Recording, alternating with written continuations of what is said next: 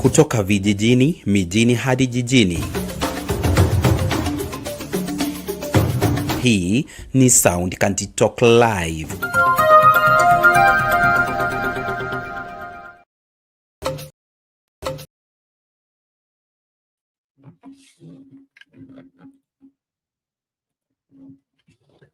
Good day, ladies and gentlemen. Thank you so much for making time to join us. This is Sound County Talk, open forum political discussion show, the show that gives you an opportunity to air what you feel and think about the latest development on our political front.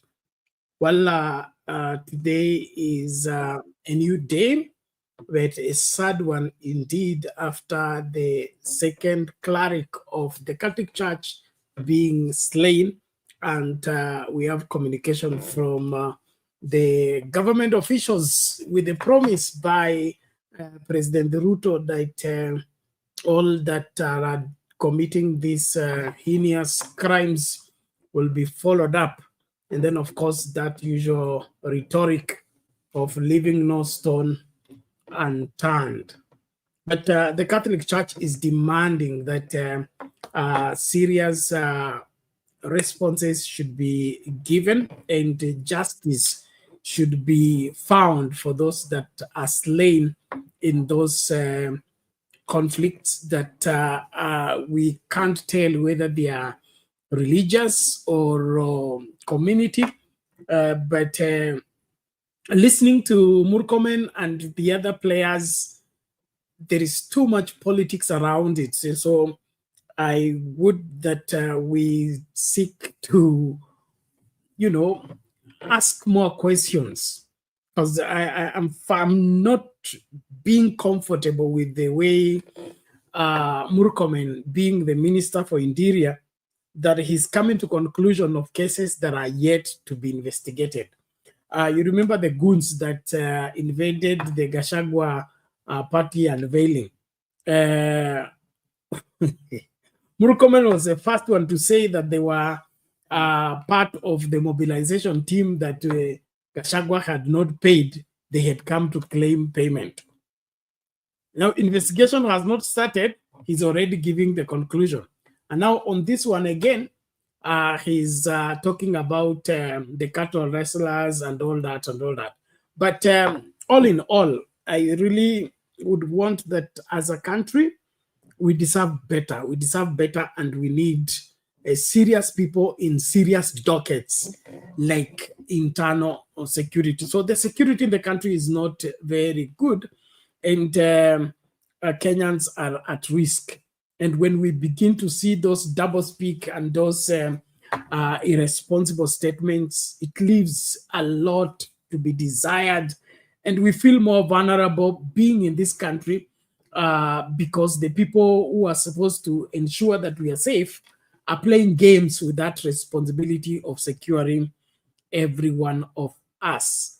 There's another story of Ugandans, 3 Ugandans who are part of a gang that is terrorizing people, robbing them in their various business places. Now look at that, 3 Ugandans in the country, in Nairobi, robbing.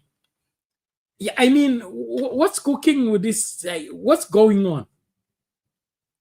That a gang exists in Nairobi that has more foreigners than indigenous, and they are bold enough to get in the shop and rob people at gunpoint.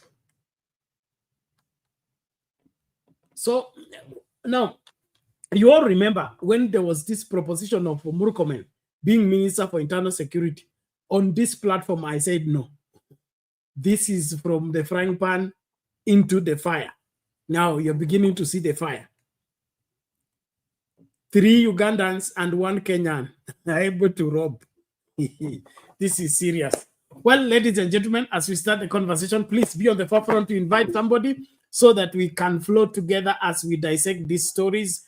There are several stories that we'll be looking at as we dissect them and prepare ourselves to be on the cutting edge as far as knowing what we ought to do and how to do it is concerned. So the Catholic leadership locally here are demanding justice for the slain father, Father Allois Bett, and then, of course, the other one, John Maina, the one that was buried yesterday. Now, this is not something that should be taken lightly. I believe that the issue of security needs to be given the required attention. And so we encourage us to come in forcefully and be able to speak up. Then, of course, Kindiki denies bribery claims. You've seen the new move that Kindiki is launching out, so-called empowerment programs, where he's giving millions, and members of parliament are being forced to give 100,000, 200,000 to so-called Mama Mboga groups, youth groups, and all that. Now we have claims that this is a bribery to try and win back the regions that are walking away from UDA. And then, of course, Kindiki says no to the same. So which is which? Is it bribery, or is still UDA manifesto implementation? Ningependa mniambie hiyo pia nikaifahamu. Hii ndio kununua wa Kenya tena, kuhadaa wa Kenya tena, ama kuna ukweli katika haya mambo ambayo yanafanyika?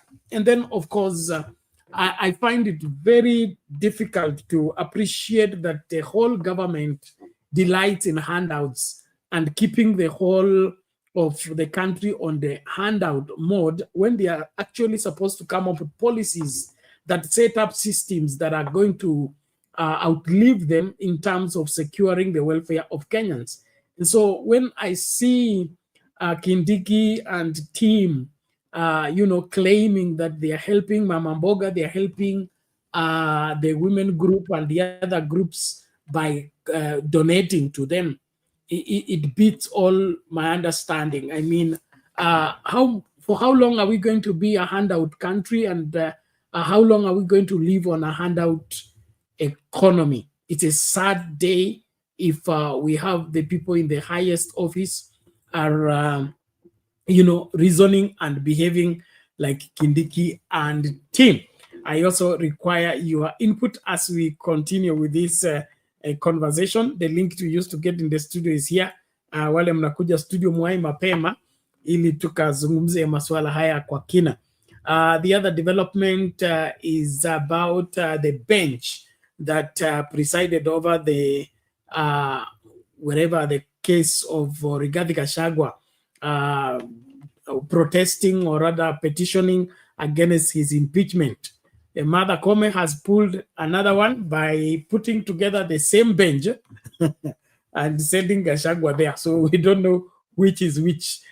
Is this meant to recycle the judges, or the judges are the judges going to come up with a better verdict simply because now it is Mother Kome who has put them together, and the other time it was Felimona who put them together?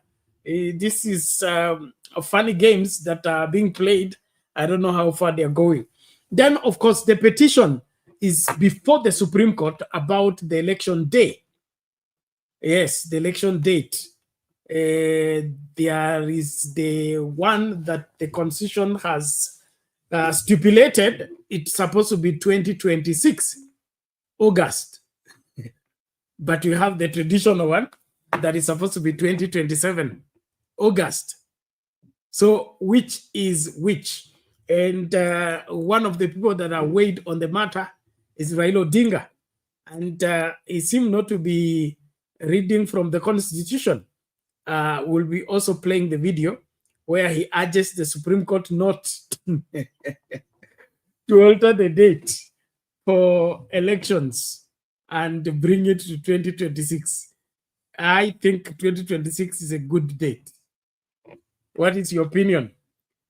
Naomba tumakinike, karibisha mtu ili tukaangazie masuala haya as we start with that sad story of the slain priest in Kerio Valley, and then of course how he's being praised as a man of peace. Let's start with the demands by the church. Catholic Church leaders in the Diocese of Eldoret have called on the government to expedite investigations and arrest and prosecute all those involved with the death of Catholic priest Father Allois Bett, who was killed on Thursday in Kabartile village, Marakwet East, Elgeyo Marakwet County. According to the police, the priest, who was attached to the Tot parish, was accosted and fatally shot by armed assailants as he was returning to the parish headquarters from his usual pastoral duties. Now, the church leaders have blamed the government for what they described as a laxity in addressing security challenges in the Kerio Valley, further claiming that the priest's killers have not been arrested, contrary to police reports.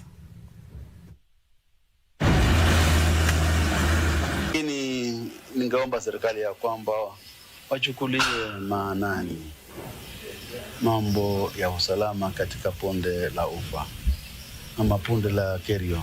Wachukulie usalama kwa sababu jana tuliambia kwamba wale waliohusika na kifo cha padre wetu wameshikwa, lakini si kweli. Hiyo si kweli. Walioshikwa ni tofauti na wale waliohusika na kifo. Tunaambiwa kwamba wao wanajulikana, wao wanatembea, hatujui wanatembea wapi, wanaishi wapi, lakini watu wanasema kwamba waliohusika na kifo cha padri hawatashikwa.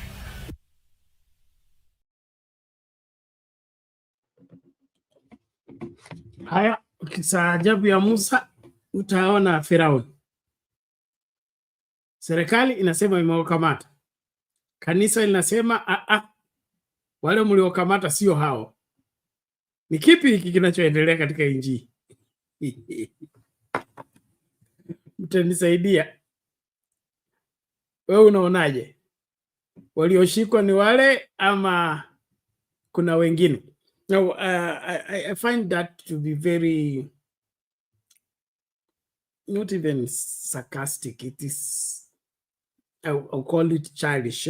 Childish in the sense that mtu amekufa, alafu ile effort ambayo inatolewa kwa kushughulikia hilo swala ama kutafuta wale wahusika.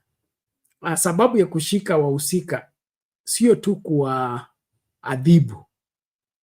Sababu ya kushika wahusika ni kutoa watu ambao ni waovu katikati ya wananchi, ili wananchi wakuwe salama. So sio swala ambalo tutaanza kutafutia muda, tutaanza kufikiria kulihusu, tutaanza kuwa na vikao kwa hilo. Kama swala kama hili limetendeka na linahitaji kushughulikiwa moja kwa moja, we need to be seeing heads rolling. We need to be seeing action taking place. Not this double speak that the church says they have information that the people that were arrested are not the ones, and those that did the act are free. They are walking around. So which is which? And for how long are we going to be having this kind of circus when lives are being lost? Do you see? And so I really would want us to seriously ask hard questions to Murkomen and team. What are they doing in terms of getting this matter addressed rightly and getting justice for the slain, as well as arresting the situation of insecurity? I mean, this is the same place, same region where the CDF died. Okay, we are talking about a year and something ago. So if the place is still volatile now, a year later, are we really doing something about security, or we are just playing games?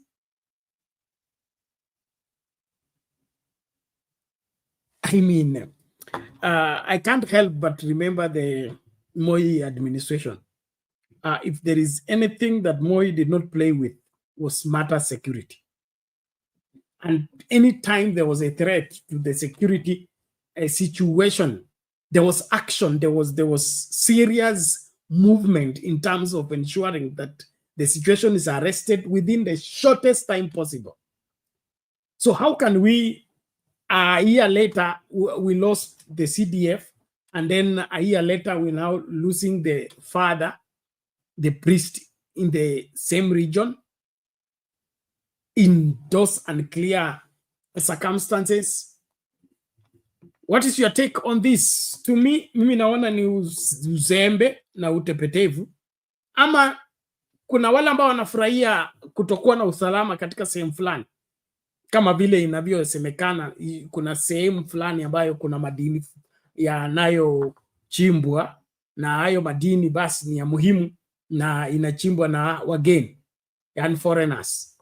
So ili kufacilitate kwamba hiyo ukora wote ufanyike, usalama wa hiyo section hauwezi kufanya nini, kudhibitiwa, because it will interfere with the lucrative business of looting the resources that belong to Kenya. It's sad that we even defend foreigners and do what, protect people that are not supposed to be protected at the expense of those we need to be protecting.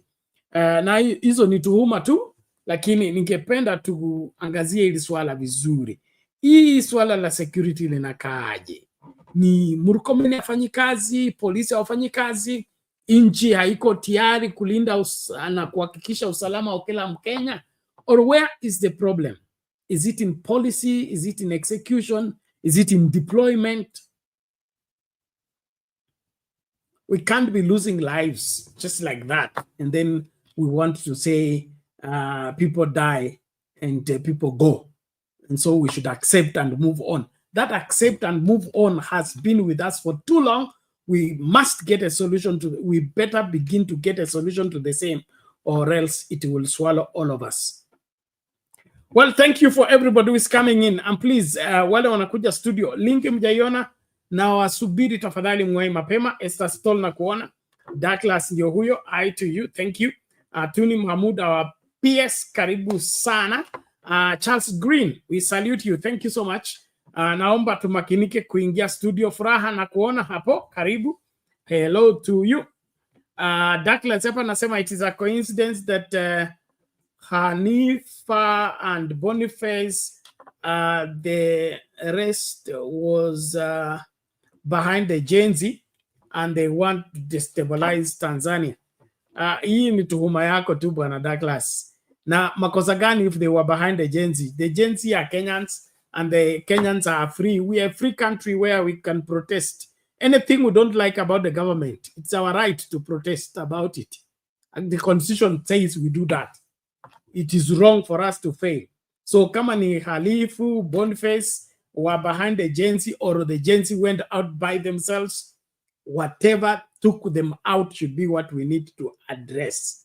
Na hii ndio njia moja ambayo maswala mengine ambayo yananiudhi sana. Wakati swala ni wazi tu, lile ambalo linakera wa Kenya ni hili, lakini tuna avoid kuliaddress. Kwa nini? Kwa sababu tunataka kutafuta kijisababu. The Kenyans went out to protest on valid issues: the high cost of living, mismanagement of public resources, the buoyant display of wealth by those closer to power. Wale walikuwa wanatembea na milioni 20, milioni 200. I mean, wakijiona kwamba wakionyesha Wakenya wanalala njaa, lakini hawa wanatembea na milioni 20 kana kwamba ni shilingi 10. And then all those things, came together, and they were a thorn in the flesh of Kenyans. They have not been sorted out. And then we want to conveniently now begin to look for somebody to blame and say he was the one who pushed the Gen Z to come out. It is the mismanagement of public resources, is the bad governance, it is the poor allocation of resources that is pinching Kenyans, and Kenyans will express themselves when they are being pushed. Let's not assume that somebody has to come and incite people for them to go to the street. Kama kiatu kimekufinya unyamaze.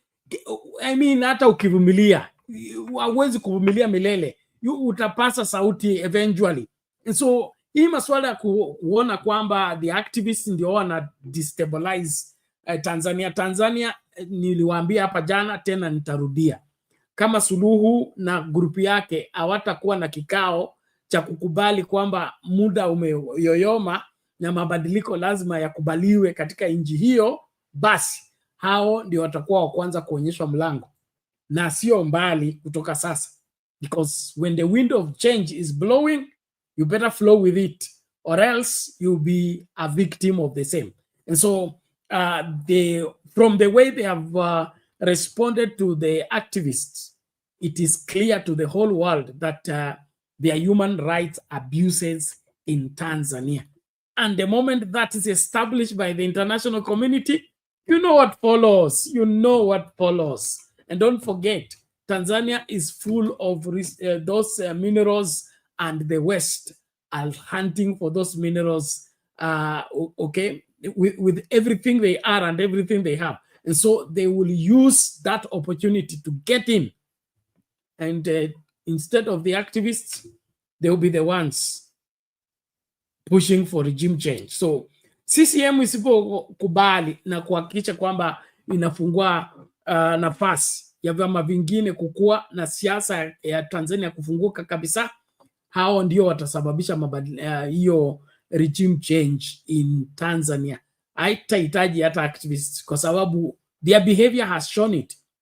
Their behavior has shown it.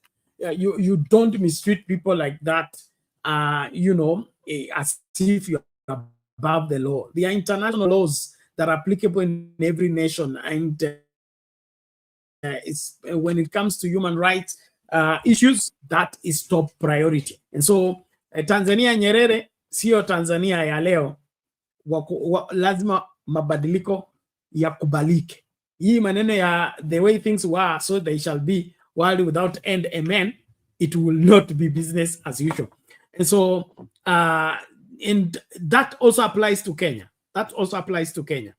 The Gen Z protest proved that people united cannot be defeated. You need to write that down and you know, understand and appreciate it. You can't push people, you can't oppress them forever, and you can't you know, deny them their rights forever. Watafika mahali watakukeukia. Ni kama paka ambayo umemfanya nini? You have cornered it. You have cornered the cat and has no escape route. Bounds on you, and that is what is happening. So let's stop the excuse of saying ati kuna watu ambao lazima wafanye nini, lazima wachochewe ndio wasimame kinyume na serikali ama wa protest kinyume na serikali. Muda mwingine haihitaji hiyo. Muda mwingine haihitaji hiyo. Ni wewe usipokukaa vizuri katika na uhakikishe kwamba uongozi wako unafungua nafasi ya wengine. Hata katika I think there is the art of war, okay? There's a book called The Art of War, and then of course the general application of fighting. When you go to attack and you have besieged the enemy, you are not supposed to seal all the doors. A good general and a good war strategist, when you have cornered the enemy, you know, is pushed in the corner, you must always provide a way of escape. Provide for them a way of escape is part of the war strategy. Lakini ya kufungia milango kila mahali ati umewapata, they can choose to fight to their last man. And then, of course, you will multiply victims. It would have been better if you let them have an escape route. And so, as we look at on these matters, let's look at them holistically, and then, of course, be able to judge them in the required light. But what's going on in Tanzania, those human rights abuses are going to result into what is not Tanzania. Na hiyo ni maoni yangu tu. Unajua Tanzania ile tunajua na ile Tanzania ambayo Watanzania wanajua, okay, ni tofauti. Kuna nani huyu Jana mtu akanitumia clip ya mtu akasema I don't know, I think I should get that clip to play. Yeah? Akasema hiyo statement ilisemwa na Jomo Kenyatta. Na okay, I'm a history student, I've never run into that clip. But huyu mtu anadai kwamba ni Kenyatta aliyesema kwamba watu wa Uganda ni wanafanya nini? Wasema ni wagonjwa, okay? Wakipona wanaweza kufanya nini? Kupigana na wakakomboa nchi yao. Na Wakenya ni wale ambao wamelala. Wakiamka tu watasimama na kupigana kukomboa nchi yao. Lakini wa Tanzania hao wamekufa kabisa. Hata ufanye nini, hawezi kusimama kupigania nchi yao. So huyu jamaa kawa akisema kwamba Tundu Lissu na wale wote wakereketwa wa opposition ya Tanzania ambao wako gerezani ama wanafinywa na vyombo vya usalama vya Tanzania anasema mmejitoa mhanga, mnapigania watu ambao hata hawajali na hata wana haja na kupigania nchi yao. And so we have this scenario whereby you know, people who have already accepted to be oppressed, accepted to be, you know, done whatever that they wish to be done against them, and they will not do anything. So huyu jamaa kawa akasema Watanzania ni hatari sana. Mtanzania anakuambia niko nyuma yako, lakini ukigeuka hutamuona. Hutamuona. And so we really need as a people to begin to see things for what they are, not just what we want them to be. That will help us get a lasting solution. And so huyu Douglas sema, Ben, are you saying Gen Z are not in Tanzania? Wapo lakini si unajua ni wa Tanzania. Na unajua utanzania ni nini. Sitaki kuingilia sana maswala, nataka ku restrict myself on so the diplomatic approach and or rather violations that the Tanzania administration visited on those Kenyan activists and Ugandan activists, and the deportation of Mother Karua, wherever CJ Emeritus Mutunga. Those are serious international law violations that are going to have consequences. And when those consequences come into effect, I would want to see the face of Mama Suluhu akisuluhisha ama akinaswa kwa mambo hayo. But alikuwa anazuia regime change. Hiyo regime change ndio sasa ndio itaitishwa. Na unajua inakuwa tu blanda kidogo tu na inaweza kucost pakubwa. Yeah, because you can't be getting closer to elections and making those kind of blunders. Well, I want us to make progress as we look into this. So the issue of security, I don't think Murkomen is doing enough, and not Murkomen alone. That entire sector of the Kenya government on matter security, we are very poor on the same. Let's face it. We are not doing well when it comes to security. And that is why the criminals and other elements in our midst are having a free ball. They're having a free field because wanajua hakuna mtu ako serious na hiyo kazi. And so Murkomen na group yake, and then of course the entire root administration, they need to call themselves a conference on this matter. That is if they are interested in securing the country. But at times it appears their interest is not in securing the country. They just want to secure the loot. And so if the security of the place is going to stop the looting, they would rather enhance the insecurity other than establish that security as it should be. PK hapa nasema that is why Jomo Kenyatta had that not added. Anataka mtu awe beka kwa beka sio nyuma yake. Okay, thank you. Yeah, there was the ile Jomo Kenyatta alisema wanasiasa wanasema tuko nyuma yako mzee. Tuko nyuma yako mzee. Asema sitaki mtu awe nyuma yangu. Kuja tutaburuta pamoja bega kwa bega. Sio maneno ya kukaa nyuma yangu. So, ndio mambo ilivyo.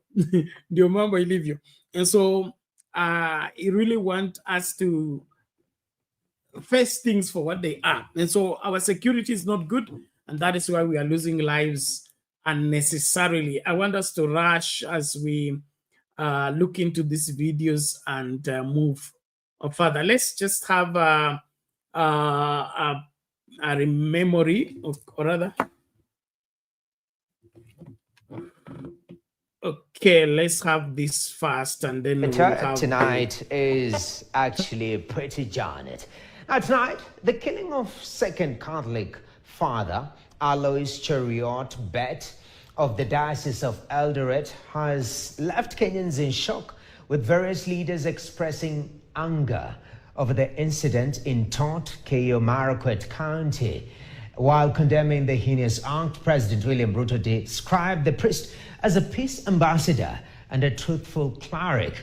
And in Eldoret, Auxiliary Bishop John Lele termed the killing as heartbreaking, as the priest had just finished presiding over community prayers. Ken Gashuhi reports.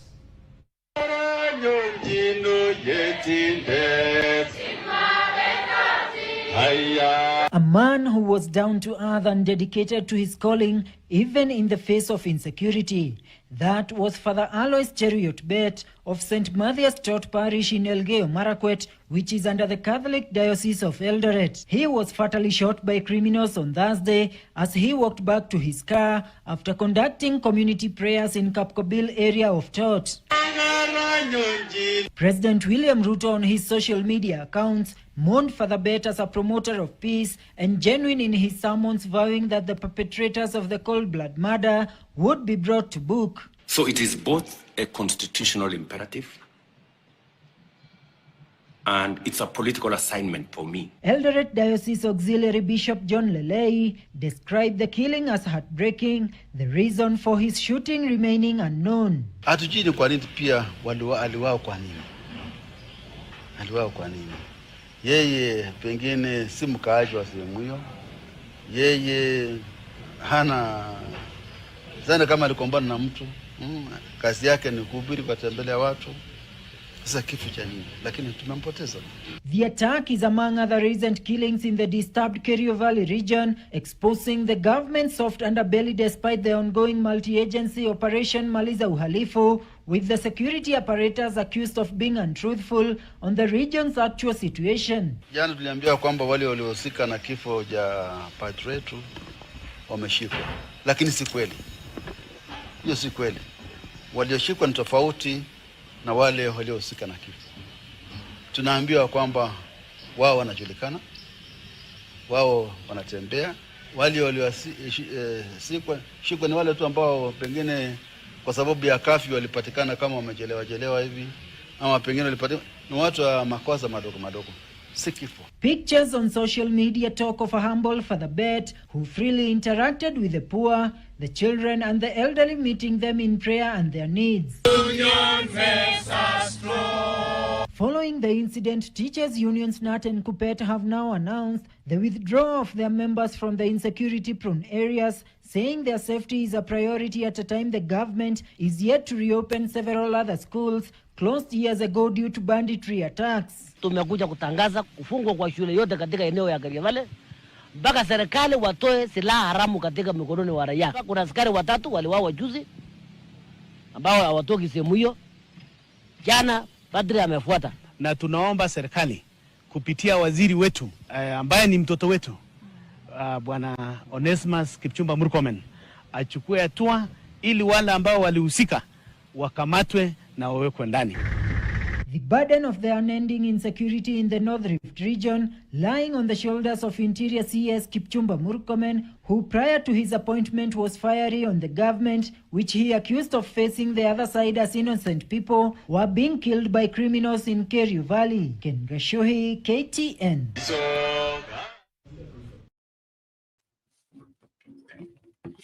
Okay, masuala ni kama hayo. Walimu na wahusika wa masomo pia wamesema shule zote zifungwe mpaka masuala ya usalama yashughulikiwe. And so these insecurity issues are not going away any soon if no serious input is made. And it beats all understanding where Murkomen is all over the country conducting what is calling jukwaa la usalama. Na inaonekana hili jukwaa la usalama liko na kazi yake isipokuwa ambayo ni zaidi ya usalama wa Wakenya. Because jukwaa la usalama was in Tana River, in Mombasa, I think in the other parts of the country. I thought the place where insecurity is an issue should be priority. Why should we be doing jukwaa la usalama in places where we don't have this kind of cases?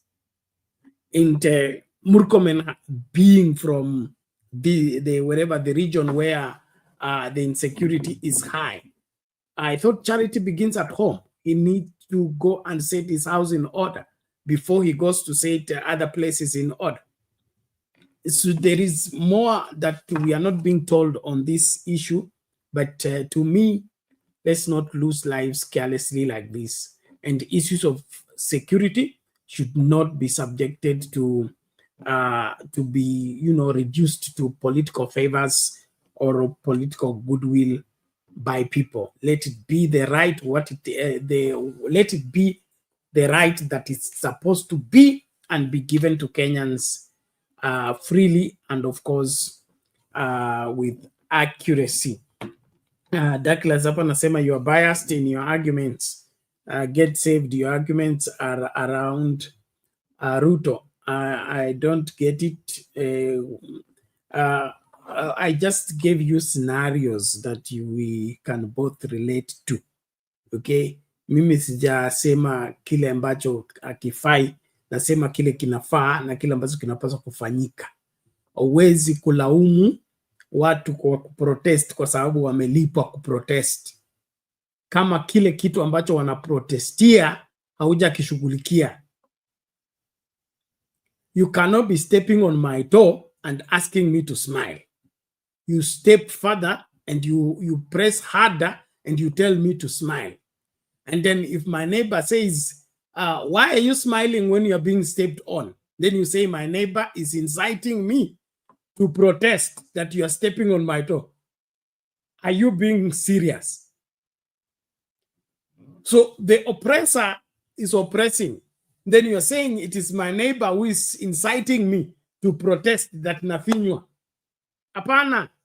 So hiyo ndio kutafuta sababu ya kuendelea na maovu kinyume na wengi wa Kenya, and all of it is the pretext that are more used to say ni opposition. Hii ni opposition. Sasa saa hii imekuwa sasa ni wageni au imekuwa ni activists.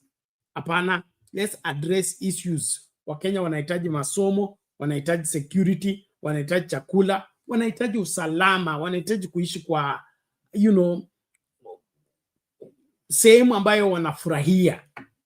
Let that be the priority of the government, not these games of playing politics with the safety and the progress of our people. And so I will never buy into that notion that Kenyans must be incited or people must be incited to go and protest. Every protest has a reason. And if you want the protest to end, address the reason. Look at our doctors. They go on the street every time they want something done. Why should that be the case? The same with the nurses, the teachers and all that. We can't be having this recurring if we have a serious government that is indeed given in solving what bedevils this country. And so I would, Douglas, put it back to you. that you don't need incitement to ask for fairness. You don't need incitement to ask for what is rightfully yours. So tuache kuchezea Wakenya na tuache kuangalia kana kuongea kana kwamba Wakenya ni wajinga sana mpaka mtu atoke nje akuja waambie wananyimwa. Na shida ya Wakenya ni moja, wamekuwa na serikali tofauti, so they can easily compare. When you are giving them a raw deal, they can easily tell, because walikuwa hapa na Jomo Kenyatta, kuna wale ambao walikuwa hapa na Moi, wale wamekuwa na Kibaki, wakawa na Uhuru. So they will always compare and contrast. Nenda kukutana na mama wote au mama wa Marigiti na wote watakuambia time ya Uhuru haikukuwa hivi, time ya Kibaki haikukuwa hivi, time ya Moi haikukuwa hivi. They are able to compare and tell. Kuna mtu ambaye hafanyi kazi na kuna mtu ambaye amefanya nini? Amekuwa mzembe katika kutekeleza wajibu wake. So I don't think we are that naive to wait for somebody to come and incite us, as much as facilitation and of course protests are organized, but reasons for protesting, in fact, they were valid and they still remain valid. And until that is addressed, it doesn't matter how much the government avoids it. It doesn't matter how much the government ignores. It will eventually address it. Kumbuka vile walisema finance bill itapita na itakuwa implemented na mtanyamaza. Mlisikia Osoro akiongea, lakini maji yalipozidi unga walikunywa uji. Ndio hivyo. So kama tunataka kuendelea pasipo kuzuiwa na wananchi wa Kenya, tutekeleze yale ambayo wananchi wa Kenya wanauliza. Na sua haya mambo yanayoulizwa ni yale ambayo katiba imepeana. Okay? If the constitution has given, why are you resisting it? Just facilitate it and let things move. Well, let's keep moving. Thank you so much for staying tuned as we continue with this conversation. Nasubiri wale ambao mnataka kuchangia kwa studio, muwai mapema. Masaa ndio hayo. Tumeanza kuchelewa, lakini naamini kwamba tutashughulikia masuala yote. Okay. Let's keep moving as we settle with that Father Allois. Let me just play there's a classic video when he spoke in the presence of William Ruto in I think it was a peace prayer something, and this is what he said, and then from there we can now switch gears to look for Kindiki na hongo lake. Reverend Father Allois ili aweze kutupatia last remarks.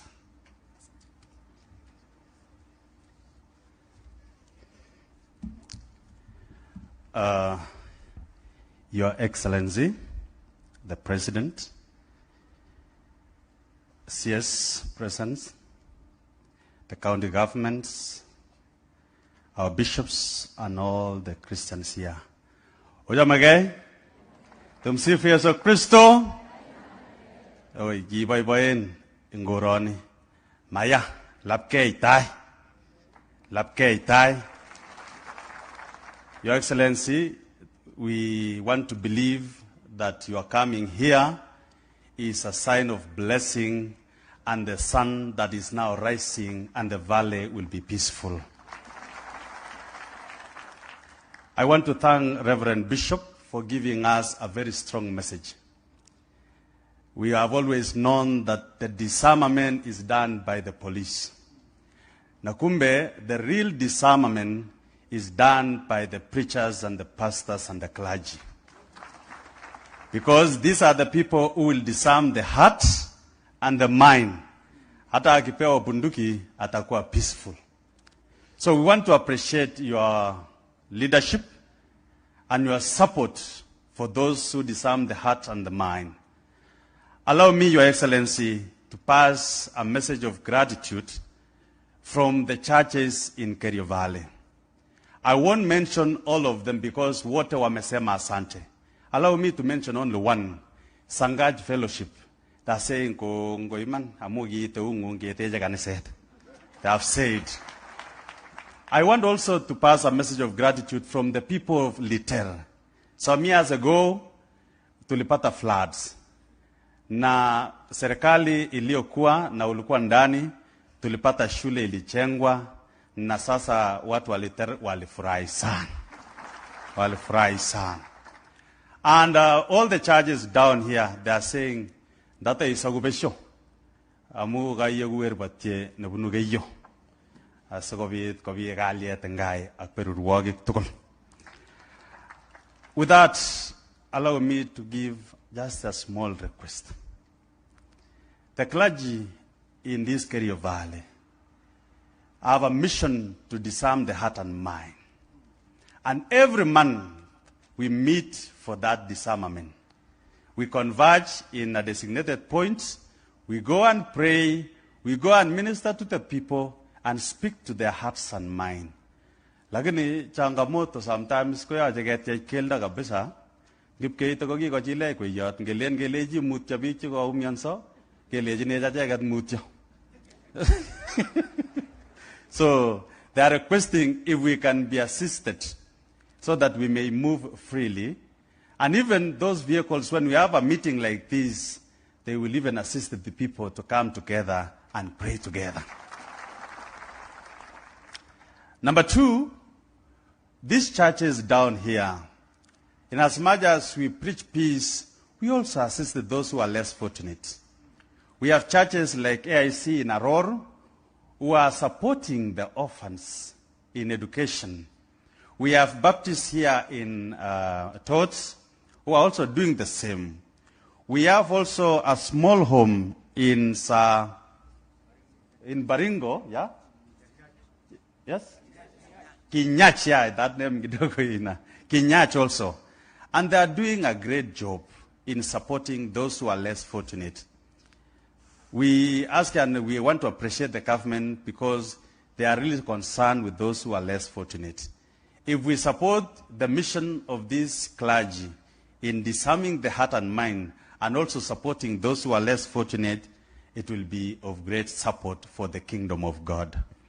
Lastly, through the people of Kerio Valley, especially this region where we are taught, and the leadership of Elgeyo Marakwet, they saw it wise that the bishop opens a new parish here in Tot to minister to the people of Tot in a closer way. And the bishop accepted, and on last month, a new parish was erected here. The bishop told governor, and I'm sorry to mention governor, he says, I'm giving you a priest. Now, where the priest lives and how the priest moves, ni wewe governor. So huyo padri alifika, hako hapa, na bado anaangalia governor. Siku ingine governor aliambiwa, wachana hiyo gari yako ya gurudumu kubwa, ndio upitie mguu ndio father aweze kutembelea watu. So these people are requesting, if the priest can be supported also here with a vehicle, it will be of great help. Asante sana. Aranu nungele tulgongoi. Kongoi amu kainyo itagat kogeng. Okay, that is the slain Reverend Father, and I'm happy Mami is here. Utatufafanulia ye lugha imeongea ingine ya deep sana. How are you, Mami? I'm fine. It is really very sad. Ni ngumu sana kuona mtumishi wa Mungu akienda hivyo. Alikuwa naongea kuhusu mambo ya amani. Alikuwa anamwambia rais asante kwa sababu umekuja. Nafikiria makanisa wamefanya kazi ngumu kutoa mapunduki. And ni kama walikuwa wameanza kushishana.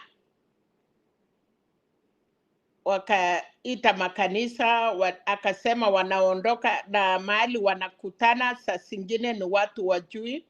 So nafikiria walikuwa wamefanya kazi mingi penat. Ile maybe watu wengi wakufurahia, ama wale wanaitwa nani hawa sasa, wale walifu, kwa sababu vile alikuwa naongelesha rais, alikuwa na mshukuru na kumwambia vile umekuja, mambo yatapatilika katika Kerio Valley. Na nafikiri tangu wamefanya kazi kubwa sana kutoa hiyo mapunduki. Na ukikumbuka wakati ya Moi, wakati ya Lototo, wakati ya kuna commissioner alikuwa anaitwa nani, aliuawa, ila alishutiwa kwa juu.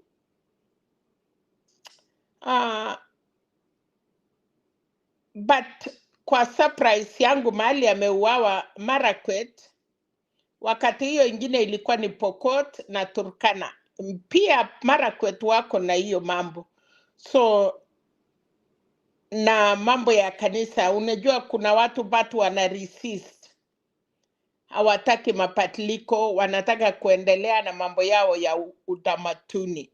So sana sana mambo ya Catholic waendangi against mambo mingi na watu. So ni pole sana wameua father, na kulingana na vile hiyo mambo yote aliongea, tena ni uchungu sana. Saa zingine mtu akitaka kuondoka ni kama anajua. Ukisikiza ile mambo alikuwa nasema, tena ni kama alikuwa amechua siku zake ndio hiyo. So it is so sad. Na kitu ingine pena, kama inchi imeanza kukua insecurity kila mahali. Sasa huyu ni referent ya pili. Kuna ule alikuwa Nyandarua, sasa huyu ni wa pili. Nilisikia Chen Kiara pia akisema security yake, kuna hiyo ya Were. So when the country is like that, Penat, insecurity iko mingi. Nasikia umeongea mambo ya Uganda, kuna watu wameingia Kenya wanafanya uhalifu. Umeongea mambo ya Tanzania, but all in all, rudisha hiyo mambo wakati ile ilikuwa insecurity ya viongozi wote wameenda wakati ya shida kama hii. Pena things are not right. Mambo ikikaa hivi, kuna mambo kubwa itatokea. Inakuanga ni kama kutest the water, ni kama kutupia mawe. Samani walikuwa nasema ukitaka kujua kama maji iko mbali, unatupa mawe. Ukisikia inafanya, sijui ilikuwa inafanya, unajua hiyo maji si mbali. So I think where our country is for now is not good, Bernard. Naona mambo mingi, naona watu wameenda kotini kwa mambo ya election ya next year. Naona baba ameongea. So kuna insecurity, kuna mambo mingi Kenya saa hii huwezi jua. Ingine niliona rais alikuwa Kibira.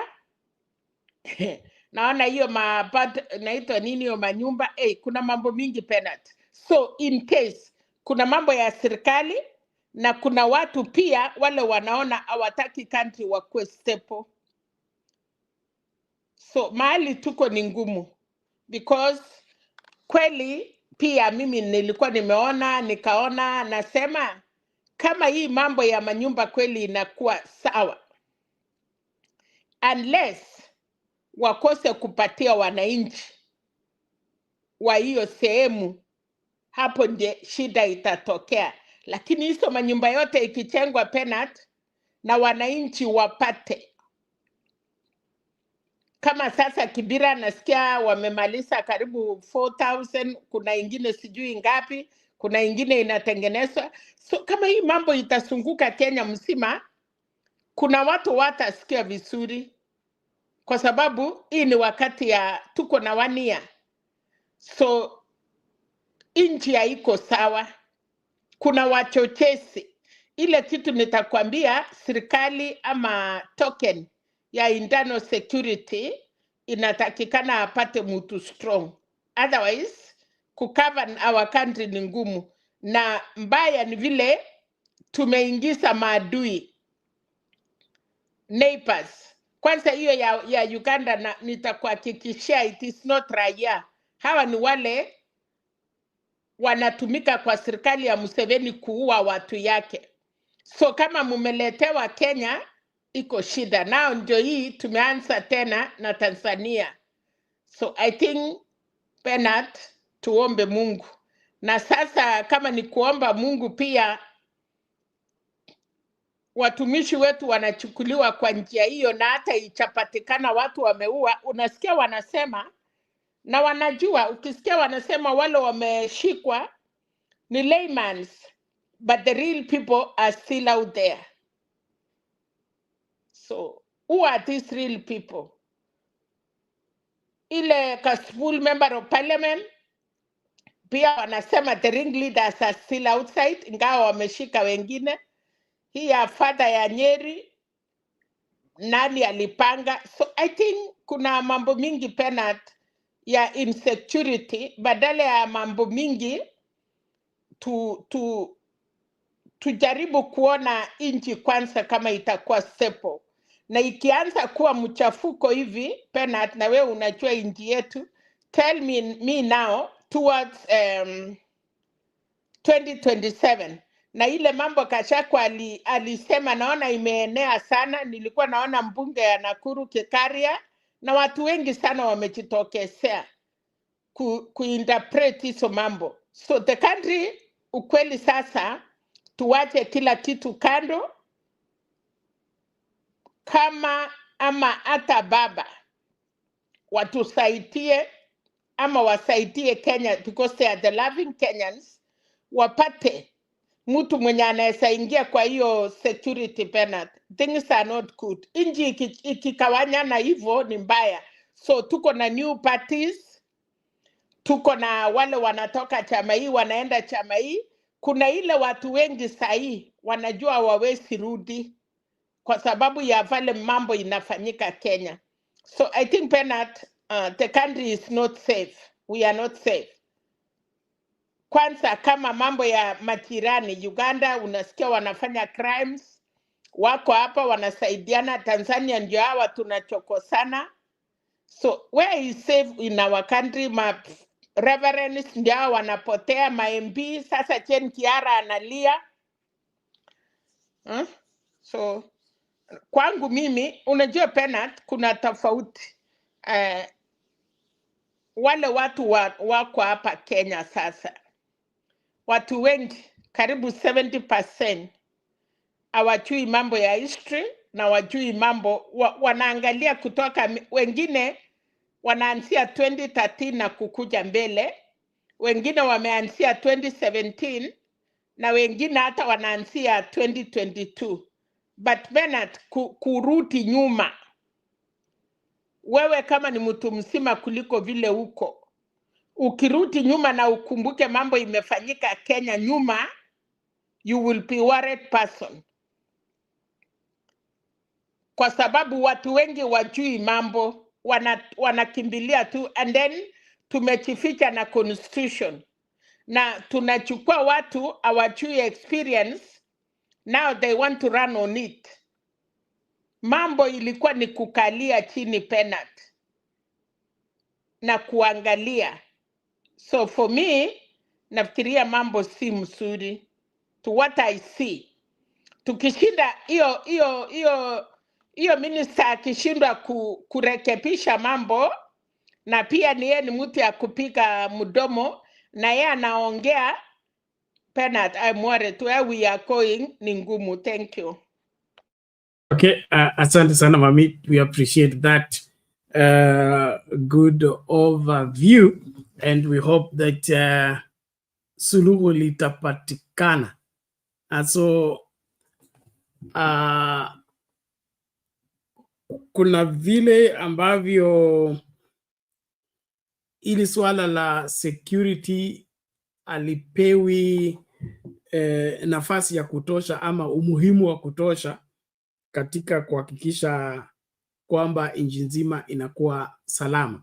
And then of course the Ministry of Internal Security peke yake haitoshi, kwa sababu inafanya kazi na different sectors za same government like immigration. So these foreigners wale wanakuja wanapita wapi?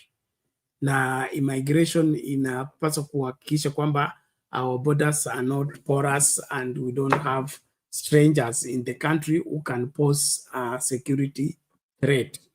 But what we are being treated to is just, I think, politics. And Murkomen seems to be more in for politics than service for the country and for the betterment and the welfare of Kenyans. And sioni akifanya ela anapaswa kufanya. We need a level-headed person and somebody who is committed to see to it that our going out is safe and our coming in is safe. Naomba tushughulikie hili swala la constitution, alafu tumalize na Kindiki na Bribery tunapo angazia masuala haya. Let's see what Raila said about the constitution, alafu constitution Supreme Court petition about elections 2026 instead of 2027. ODM leader Raila Odinga wants the Supreme Court to dismiss a petition seeking to have the next presidential election on the second Tuesday of August 2026 instead of August 2027. Odinga says the petition by lawyers Owiso, Ashioya Biko, and activist Kerio Khalifa is an abuse of the country's court process, since the matter has been previously severally addressed, and that the 2027 date is the rightful date. And TV's Ibrahim Karanja begins our broadcast tonight. The past few weeks have seen an intense public debate on interpretation of the constitutional date for the next general election. Some quarters argue that the constitutional requirement to have a presidential election once on the second Tuesday of August in the fifth year places the next general election in August 2026 and not August 2027 as is widely expected and accepted. Consequently, three Kenyans, lawyers Dr. Owiso and Ashioya Biko and activist Kerio Khalifa, approached the Supreme Court in April 2025 seeking a determination on the precise date of the next presidential election. They say that conducting the next election on any date other than the second Tuesday of August 2026, which is the fifth year following August 9th, 2022, would amount to an unconstitutional extension of President William Ruto's term. And now, ODM leader Raila Odinga wants the matter dismissed, maintaining that the rightful date for the next general election is August 2027, not August 2026. In documents filed in court through his lawyer Paul Mwangi, Odinga, who is listed as an interested party in the matter, says the petition is an abuse of the country's court process and that the apex court does not have authority to address the question. Raila says that the issues raised in this petition are res judicata, as the question of the date of the general election in general and the computation thereof has already been heard and determined on merits by various courts. Odinga has cited previous instances when such a matter came up during previous attempts by 6 individuals, among them Busia Senator Okiya Omtata and former nominated Senator Paul Njoroge, as the moment in which the matter was resolved. He has further opposed the continuation of the matter at the Supreme Court, citing lack of jurisdiction, saying that the general election does not only relate to the president, but also apply to all the other elective posts, including Member of Parliament, Senator, woman representative, governor, and member of the county assembly. And thus, the move by the petitioners to move to the Supreme Court for interpretation is premature. According to the ODM leader, who has been a constant participant in all the presidential elections since the promulgation of the 2010 Constitution, the Court of Appeal conclusively dealt with the matter when it found that a definite and predictable election date, which is the second Tuesday in August of every fifth year, was intended to champion Article 38 of the Constitution, which provides for political rights of the citizens. Meanwhile, the Attorney General has been granted 3 days to file her objection to the petition and furnish the parties with the same. The matter has also drawn businessman and politician Jimmy Wanjigi, listed as an interested party. Wanjigi supports the petition and wants the court to address it, saying that the current state of ambiguity arising from divergent interpretations of Article 136 sub-Article 2A of the Constitution creates a constitutional vacuum that only an authoritative and final interpretation from the apex court can fill, and that without such a clarity, the entire electoral cycle, from voter registration to candidate nominations and campaign planning, remains in limbo, affecting millions of Kenyans. This matter, now active before the apex court, is one of the key headaches that the new IEBC commissioners will have to urgently deal with if and when they get in office. Ibrahim Karanja, NTV.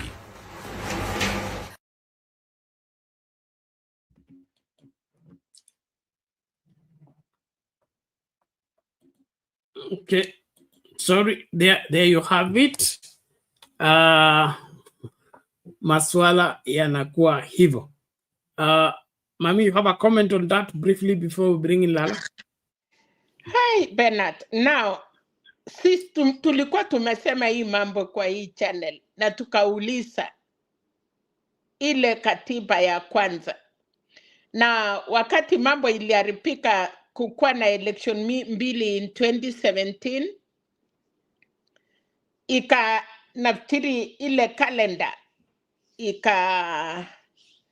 sijui kama ili kwa sababu tungefanya 2012 ikafanywa 2013, alafu sasa ikafanywa 2017. So now I don't know hata kama ni lazima ile shida wanasema is the beginning ya 5th year. So na ni Tuesday, lakini kulingana na vile mambo hiyo ilikuwa imeenda kotini na vile sasa Paul Mwangi ameingia na baba pia ako na swali. So kama lazima tufanye 2026, kama itakuwa imefika 5 years ama ni 4 years penalty? Ninakuwa 4 years as in kulingana na the expressed wordings za constitution, ni kusema uchaguzi wa urais utafanyika Tuesday ya pili ya August in the 5th year, not after 5 years, in the 5th year, and that 5th year begins August of 2026. So have we in Kenya, hii ni kumaanisha tumekuwa tukifanya uchaguzi ya rais na all other elections. So kama ni 4 years, tunataka kwenda kama ile ya Amerika, ya kwamba sasa kama ni election ya rais, itakuwa ni ya rais peke yake, ama it is a general election, because Kenya haijai experience election ya rais. Tunafanyanga all elections. So which one are we going now? Are we going for the general election?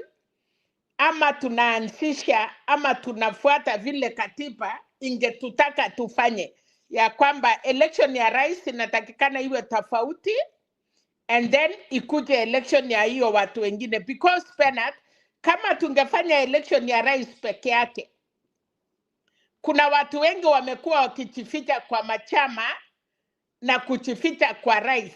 So kama itakuwa ni lazima iwe election ya rais, alafu hiyo ingine ifanywe baadaye, I think Kenya tukifika hapo tunaweza kuwa tutaamua mambo mazuri. But my problem is this: are we going to do election ya president peke yake ama it is all general election? Wacha niwachie Lala. Okay, thank you, Mami. Good question indeed. Ladies and gentlemen, as we continue to engage, please kuwa mstari wa mbele, kulike video, kushare na kukaribisha mtu. Na kama hujapiga kura yako, piga kura yako. Leo tulikuwa tunazungumza kuhusu serikali inafanya ya kutosha kupeana usalama kwa viongozi wa dini ambao wanafanya kazi katika sehemu ambazo kuna shida ya usalama. you give your answer, give the video the thumbs up as we proceed. Reverend Lala, there you have it. How is it going? Salama sana ndugu Bernard na mama Selina. Ni vyema kuwaona, tunashukuru Mungu. Mungu ametuweka mpaka siku ya leo.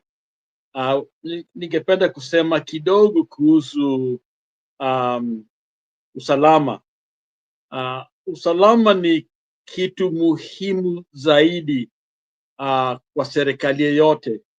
Historically hata zamani mpaka wakati huu, kitu cha kwanza ni kabisa ni usalama.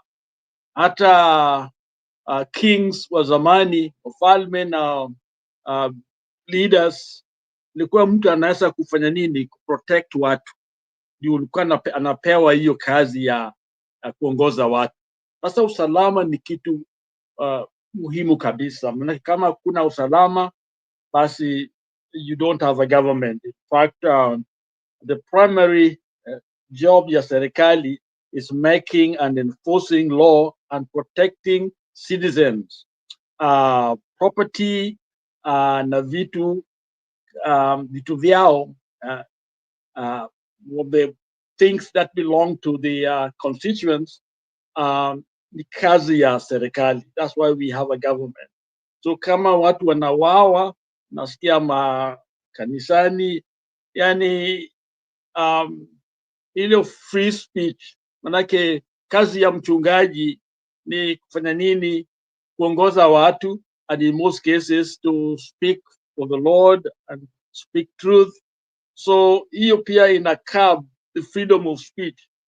How do you go to a place where and preach and know that utafika nyumbani utawawa? So vile mama Selina amesema, ni nchi yetu imekuwa mahali pabaya sana sana sana, na lazima kitu kifanyike. Sijui kama kupata mtu in your docket ya usalama itasaidia. Nafikiri itasaidia kidogo, lakini kile ambacho kutusaidia ni ukweli, na tena kila Mkenya ajue kwamba hii ni nchi yake, na kama ni nchi yake lazima all of us must be on the watch, looking for a leaf, so that we report them. We make sure that bad guys, bad elements are not hawatakuuzwa in our community. One of the things I respect Kagame for, nasikia his own brother amefanya nini, is in jail because alifanya nini? Alifanya alitenda dhambi against the nation, disobey the law, and so it's almost like he's not harboring uhalifu. Lakini Wakenya wakubwa, wale ukubwa wetu, they tend to protect their own. So it is really the interest ya Wakenya. Interest ya Kenya ya kwanza kabisa ni what they get out of a job. It's about mfuko yao, your pockets. They want to feel it. And by the time you're feeling it, security is going haywire, because securities require you to work 24 hours. 24 hours. I like Kaiseri. I knew him in person. He would call me maybe at 5 in the morning, okay? Knowing that maybe I have something that might assist, you know. So this is a guy who was always on the lookout to make sure that we are safe. And so I think we must have people at the top who know what they're doing, number one. Number two, they must be professionals, you know, who are clean. Yani, I want all closet filled with many, many things. Because you see, if somebody's at the top leading in that docket or any docket without with a dirty hand, what they're doing is they're just attracting the dirty guys to do the same thing, because they also want to get up there. So how these people got up there, they know was not the right way. So we are basically attracting matope, mengi. We are attracting chaff. We are attracting bad element. We are attracting thieves. We are attracting robbers. And the sad thing nowadays, our time, ni kwamba, yani kama kuna walifu in the country, in attract not just walifu within the country, lakini even the bad guys out there with dirty money, they want to bring it through Kenya, and they'll figure a way how to protect their wealth in Kenya. Okay, so we are collapsing our borders, our hizo mpaka zetu zinakuwa collapsed because these days you can't put a wall there. There's so many ways to come in, by air, by sea, electronics, jamming, phone and all that. Walifu inafanyika by remote control, radicalization of people, paying people to do certain things. I can sit here where I'm sitting and I pay somebody there to do bad things for me. So it's almost like you're collapsing the wall. So we must construct a country ambayo ina nidhamu, I think that's the word, with fear of evil, that we don't want evil, that we don't want to touch evil. We want good for our people, and we are example of it. I think that, as I stated yesterday, I gave an example of a kid that wants a gun and a woman, you see, and that's what they see. People will do what they experience. Apples don't fall far from the tree. Oranges and mangoes don't fall far from what? From the tree, from the stem. Utaona pale ukienda pahali ambapo utaona mangoes nyingi, unaangalia juu kama kuna mango tree hapa. Na hiyo ndio shida yetu kama wa Kenya. So as much as we want to see things change, but if we are protecting within ourselves evil around us, then the automatically what we see is the result. There's akuna ukianza kuona watu wana target kanisa, then things are really bad. Okay, they're really bad because no fear of God is gone. Sometimes in the past I remember, and I'm home, when it comes to the things of God, watu don't touch.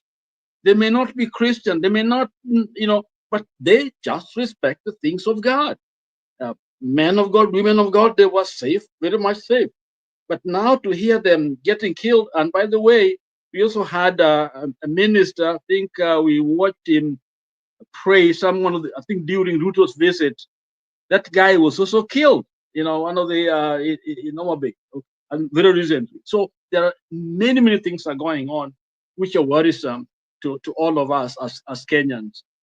So security is definitely needed, but it needs to be done in every area. Finally, the story of I think the last I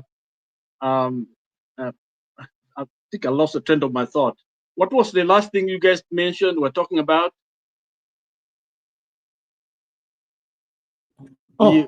The constitutional provision about yes. for elections. I think that needs clarification. I'm not a lawyer, so I don't know, but I think there's a need for clarification, whether it is 26 or 27, because if we are not clear on it, people will die, because number one, there are those that will insist and start doing things pretty early, and then things don't happen in 2026 and then 2027, and then you create that election anxiety that covers a longer period of time. And for Kenya, one of the issues which I think we must talk about, the reason why there are killings, and all these terrible things, one of the reasons is that the economy is not working for all of us, for most of us, except for that few people who are connected with the government. So as long as we don't keep people nets or fish hooks to go and fish, as long as we are not supporting the common person who has actually listened to the government, did exactly what they were told. Peleka watoto wenu shuleni, wamepeleka watoto shule. Invest in agriculture. They tried. At the end of the day, nothing is coming back. They gave, but there's nothing coming back. In other words, you invested in a what? In a business that is losing. Okay, so you dumped everything, and then now you are being told, given this kind of all these promises. So people, the mindset is, we can't believe you. You've tricked us. You've robbed us. We see you flying these planes all over and making all these promises. So these are people who are genuinely grieved. And Kenyans are poor. I'm a pastor. I worked a little bit, not my time, in Pokot. And I went to Poziolo and all that. You see how Kenyans live, Baringo and all. I mean, there is a problem. And these people, knowing I was there many, many years back, but knowing that nothing has changed, seeing the index and how people live, violence is automatic unless we do something to help or to assist, to provide for these people a sense of hope. Whatever they are doing will be useless, as Mama Selina stated, that something bad, is going to happen. So it's upon all of us, and so to preach good governance, because with good governance, then you can have development. Watu watapeleka watoto wa shule, wengine watapata kazi, biashara itaanzishwa, na there will be a good feel in the nation. But to expect people to believe you when already what you've done is to cause them to lose confidence by your actions, stealing, and to show them, all you're demonstrating or showing us is your wealth. And we know that wealth did not come from you. It's from the government. It's being stolen. We know your salary. Okay? We know how much they make. And Marcelina and I live in here, and possibly we make more than some of those guys. But what they own, what they have, it doesn't matter how much you invest, you cannot even reach a half of what they do in how they make that money. And when we look at the business environment in the country, it cannot support that kind of lifestyle. No, that is stolen money from Wananchi, and so people are tired. So we know why there is violence. We know why people are uneasy.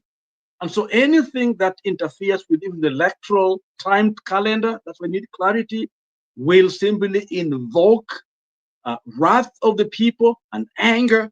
And one of them symptoms of anger is stealing. They come and collect it. Sometimes the accent, they don't even want to say they're stealing, they're collecting it. Anybody stopping them, they'll stop them. Whether they are pastors, they will do that. They want to listen to anyone else except themselves. So I think leadership has a lot to do with this. And Wakenya wenzangu, let us demand good governance, and let us be example ourselves. We can speak and speak, but if we are bribing to get jobs, if we are the ones that are fueling, we got this person because it is our tribe, we are following him or her, just because they come from our place, then we are basically on the same side as the people we are trying to fight against, because that's what they're doing. They're just perfecting what we want. And we can see it in Kenya, where somebody is on a good side doing well, then when things change, Wamunyoro is an example, you know, and plus others, people who we thought they were good people, and then all of a sudden the wind changes, they are there. So it's like it's very hard to even have comrades to stand together with and let's fight this together. One day we are here, one day there. So that's my take on it, Wenzangu, and that we need some hard work, you know, kazi ifanyike in the security side as well as clarity. Supreme Court must help us interpret that clause, because clearly it's supposed to be 2026 from my reading, but maybe there are, but probably there are other interpretations that should be made clear to us. We want to see, you know, what we are doing, because I think we have been failed by these constitution interpreters, these lawyers. They have not helped us. They are actually part of the problem for our nation, because they've never made things clear. Even clear things like somebody winning, they come up with their own little, you know, stories. So lawyers, I think you are indicted. You know, you need to help us understand what the law says, and those judges are probably useless, part of the problem. You know, but we have the Supreme Court, you know, because they have not proven themselves to interpret that constitution to the benefit of all us as Kenyans. So when we see a problem, it's almost from everywhere, at the legal side, and then the executive side, and then the legislative side. They are all in this together, and so they never come out with a clear pathway to what is helpful to the nation. And so there's that confusion, but let them be clear, very, very clear on the date, because we want to know the date. I think Mama Selina talked about election. I think in Kenya it's only one day. It's one time. If maybe if referendum is to kind of separate the dates, like the US, maybe that might be helpful, where a half of members are chosen during a national whatever election, and then the others in the midway, so that the government is not empty. The idea behind the US is so that at any given time there are elected people in the government. There's no day, there's nobody. Like for us in Kenya, that day when everybody going for an election, it's like the government is empty. We don't. The US don't want it that way. So there's nothing like everybody on the same day. The president will have his day, but there are others on the same day, and then they are midterm. For example, for the House, which is really the MPs, equivalent of our MPs, they only have 2 years, okay? And they have to go back every 2 years. The senators are the one going for 6, okay? Then the president, his term, okay? So that's the way it's done here. The idea is to not to have an overwhelming date where everybody, and that might be also another problem that we have in Kenya, because stealing, you're trying to take care of everybody the same day, and that can be also a route to corruption and voter rigging and things like that.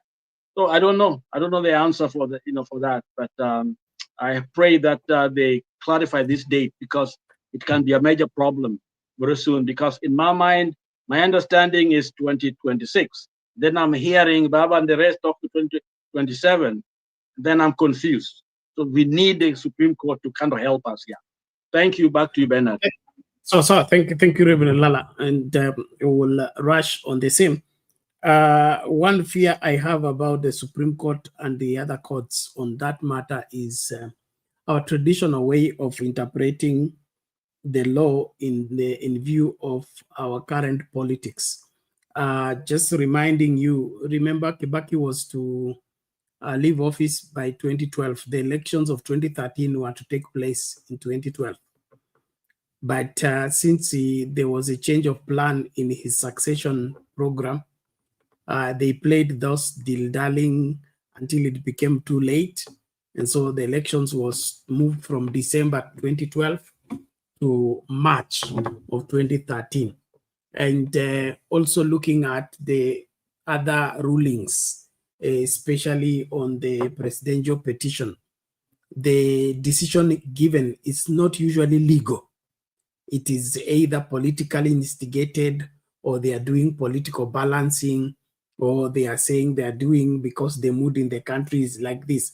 So I kind of find that probably these judges may just give us that traditional aspect of the 5-year term, meaning somebody has to stay in office for 5 years, then there is an election.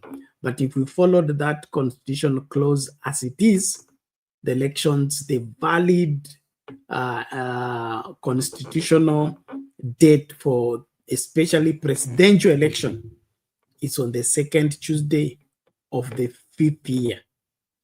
And that 5th year, that means the starting of that 5th year, not after the 5th year.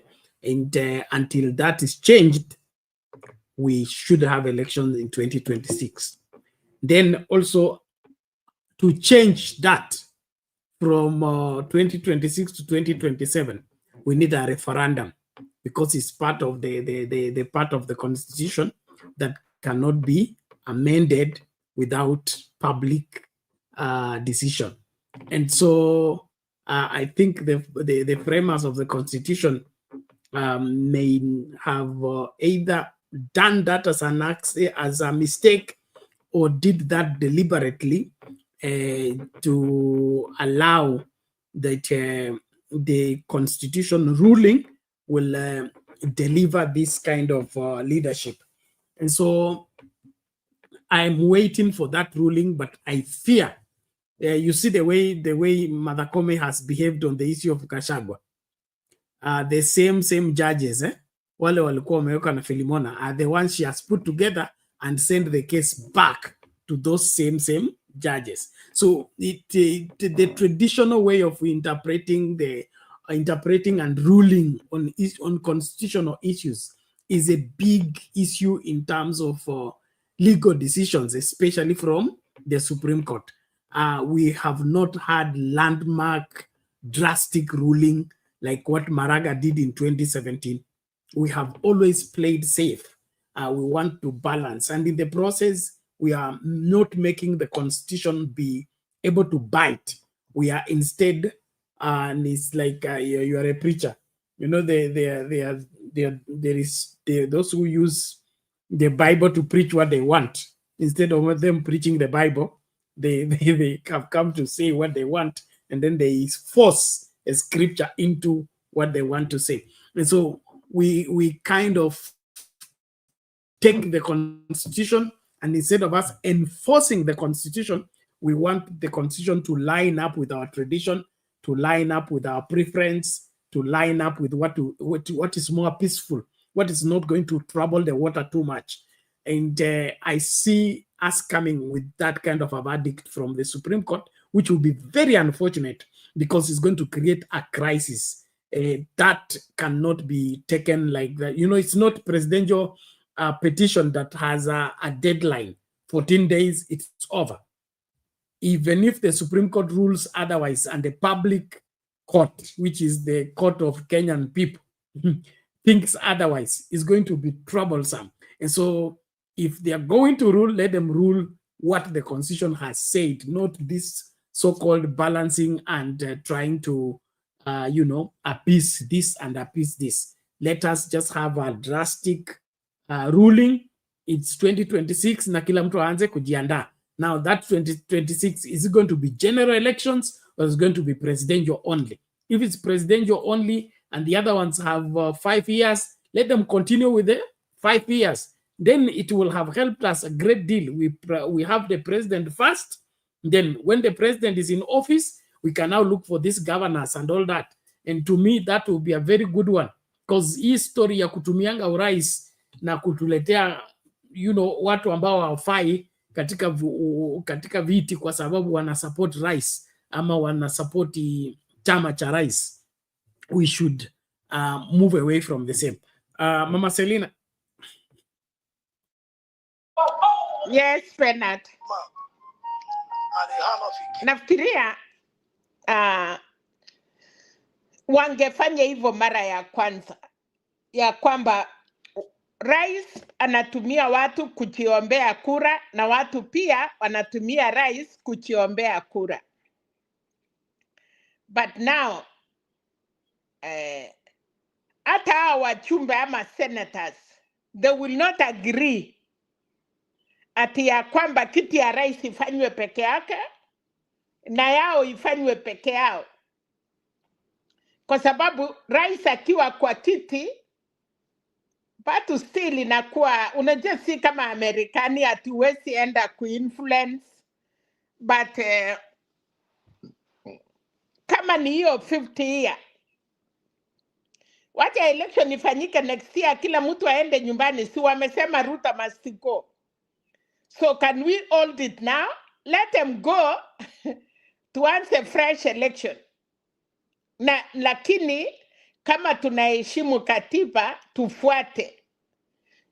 Ninajua kuna hiyo wakati ya ile ilirudiwa election iliharibu, but kwa nini iliwekwa election ya rais haikukuwa election ya nchi? So ama rais anatakikana kwenda 4 years and the MPs are 5 years. So I think it is right, wacha tupatiwe hiyo interpretation, tujue kabisa what is happening. Nae ma lawyers wasimame, kama ni kiti ya rais ifanyike ya rais peke yake, na ya members of parliament, governors, women rep na wengine ifanyike wakati ingine 2027. But all in all, Penat, hatuwezi fanya hiyo yote kama nchi haiko kwa amani, and if the country is not stable. So maybe insecurity inaendelea inamaanisha mambo mengi. You know, the government are also clever, maadui wako clever. Tuliambiwa wachinga waliisha Kenya. So we need to know what is going on in the country before anything. Thank you. Exactly. Security comes first, peace prevails, and then we can conduct an election. And as it's being rumored, if the desperation is there that the William Ruto administration is going home, then there will be higher maneuvers by the same regime to stay in power by causing instability and declaring that the country is not in the mood to conduct an election. And that will provide that avenue of surpassing the date for election without conducting an election. But to me, that will be creating another more complicated problem. We would rather solve this problem here than postpone it to a place where we will not be able to contain whatever that may arise from the same. So a new start in the country is necessary, and let us facilitate the same. Quickly, let me just bring this in because we must bring the curtain down on the show. Lakini tusikilize hii.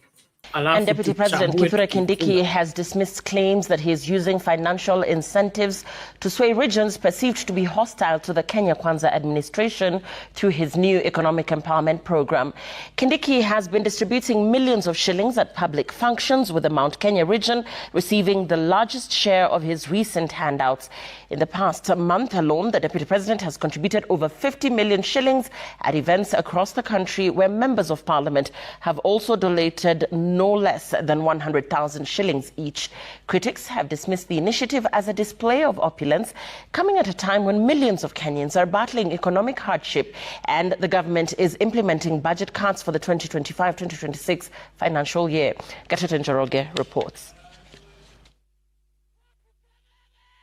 Residents of Kiawara, Kieni West in Nyeri County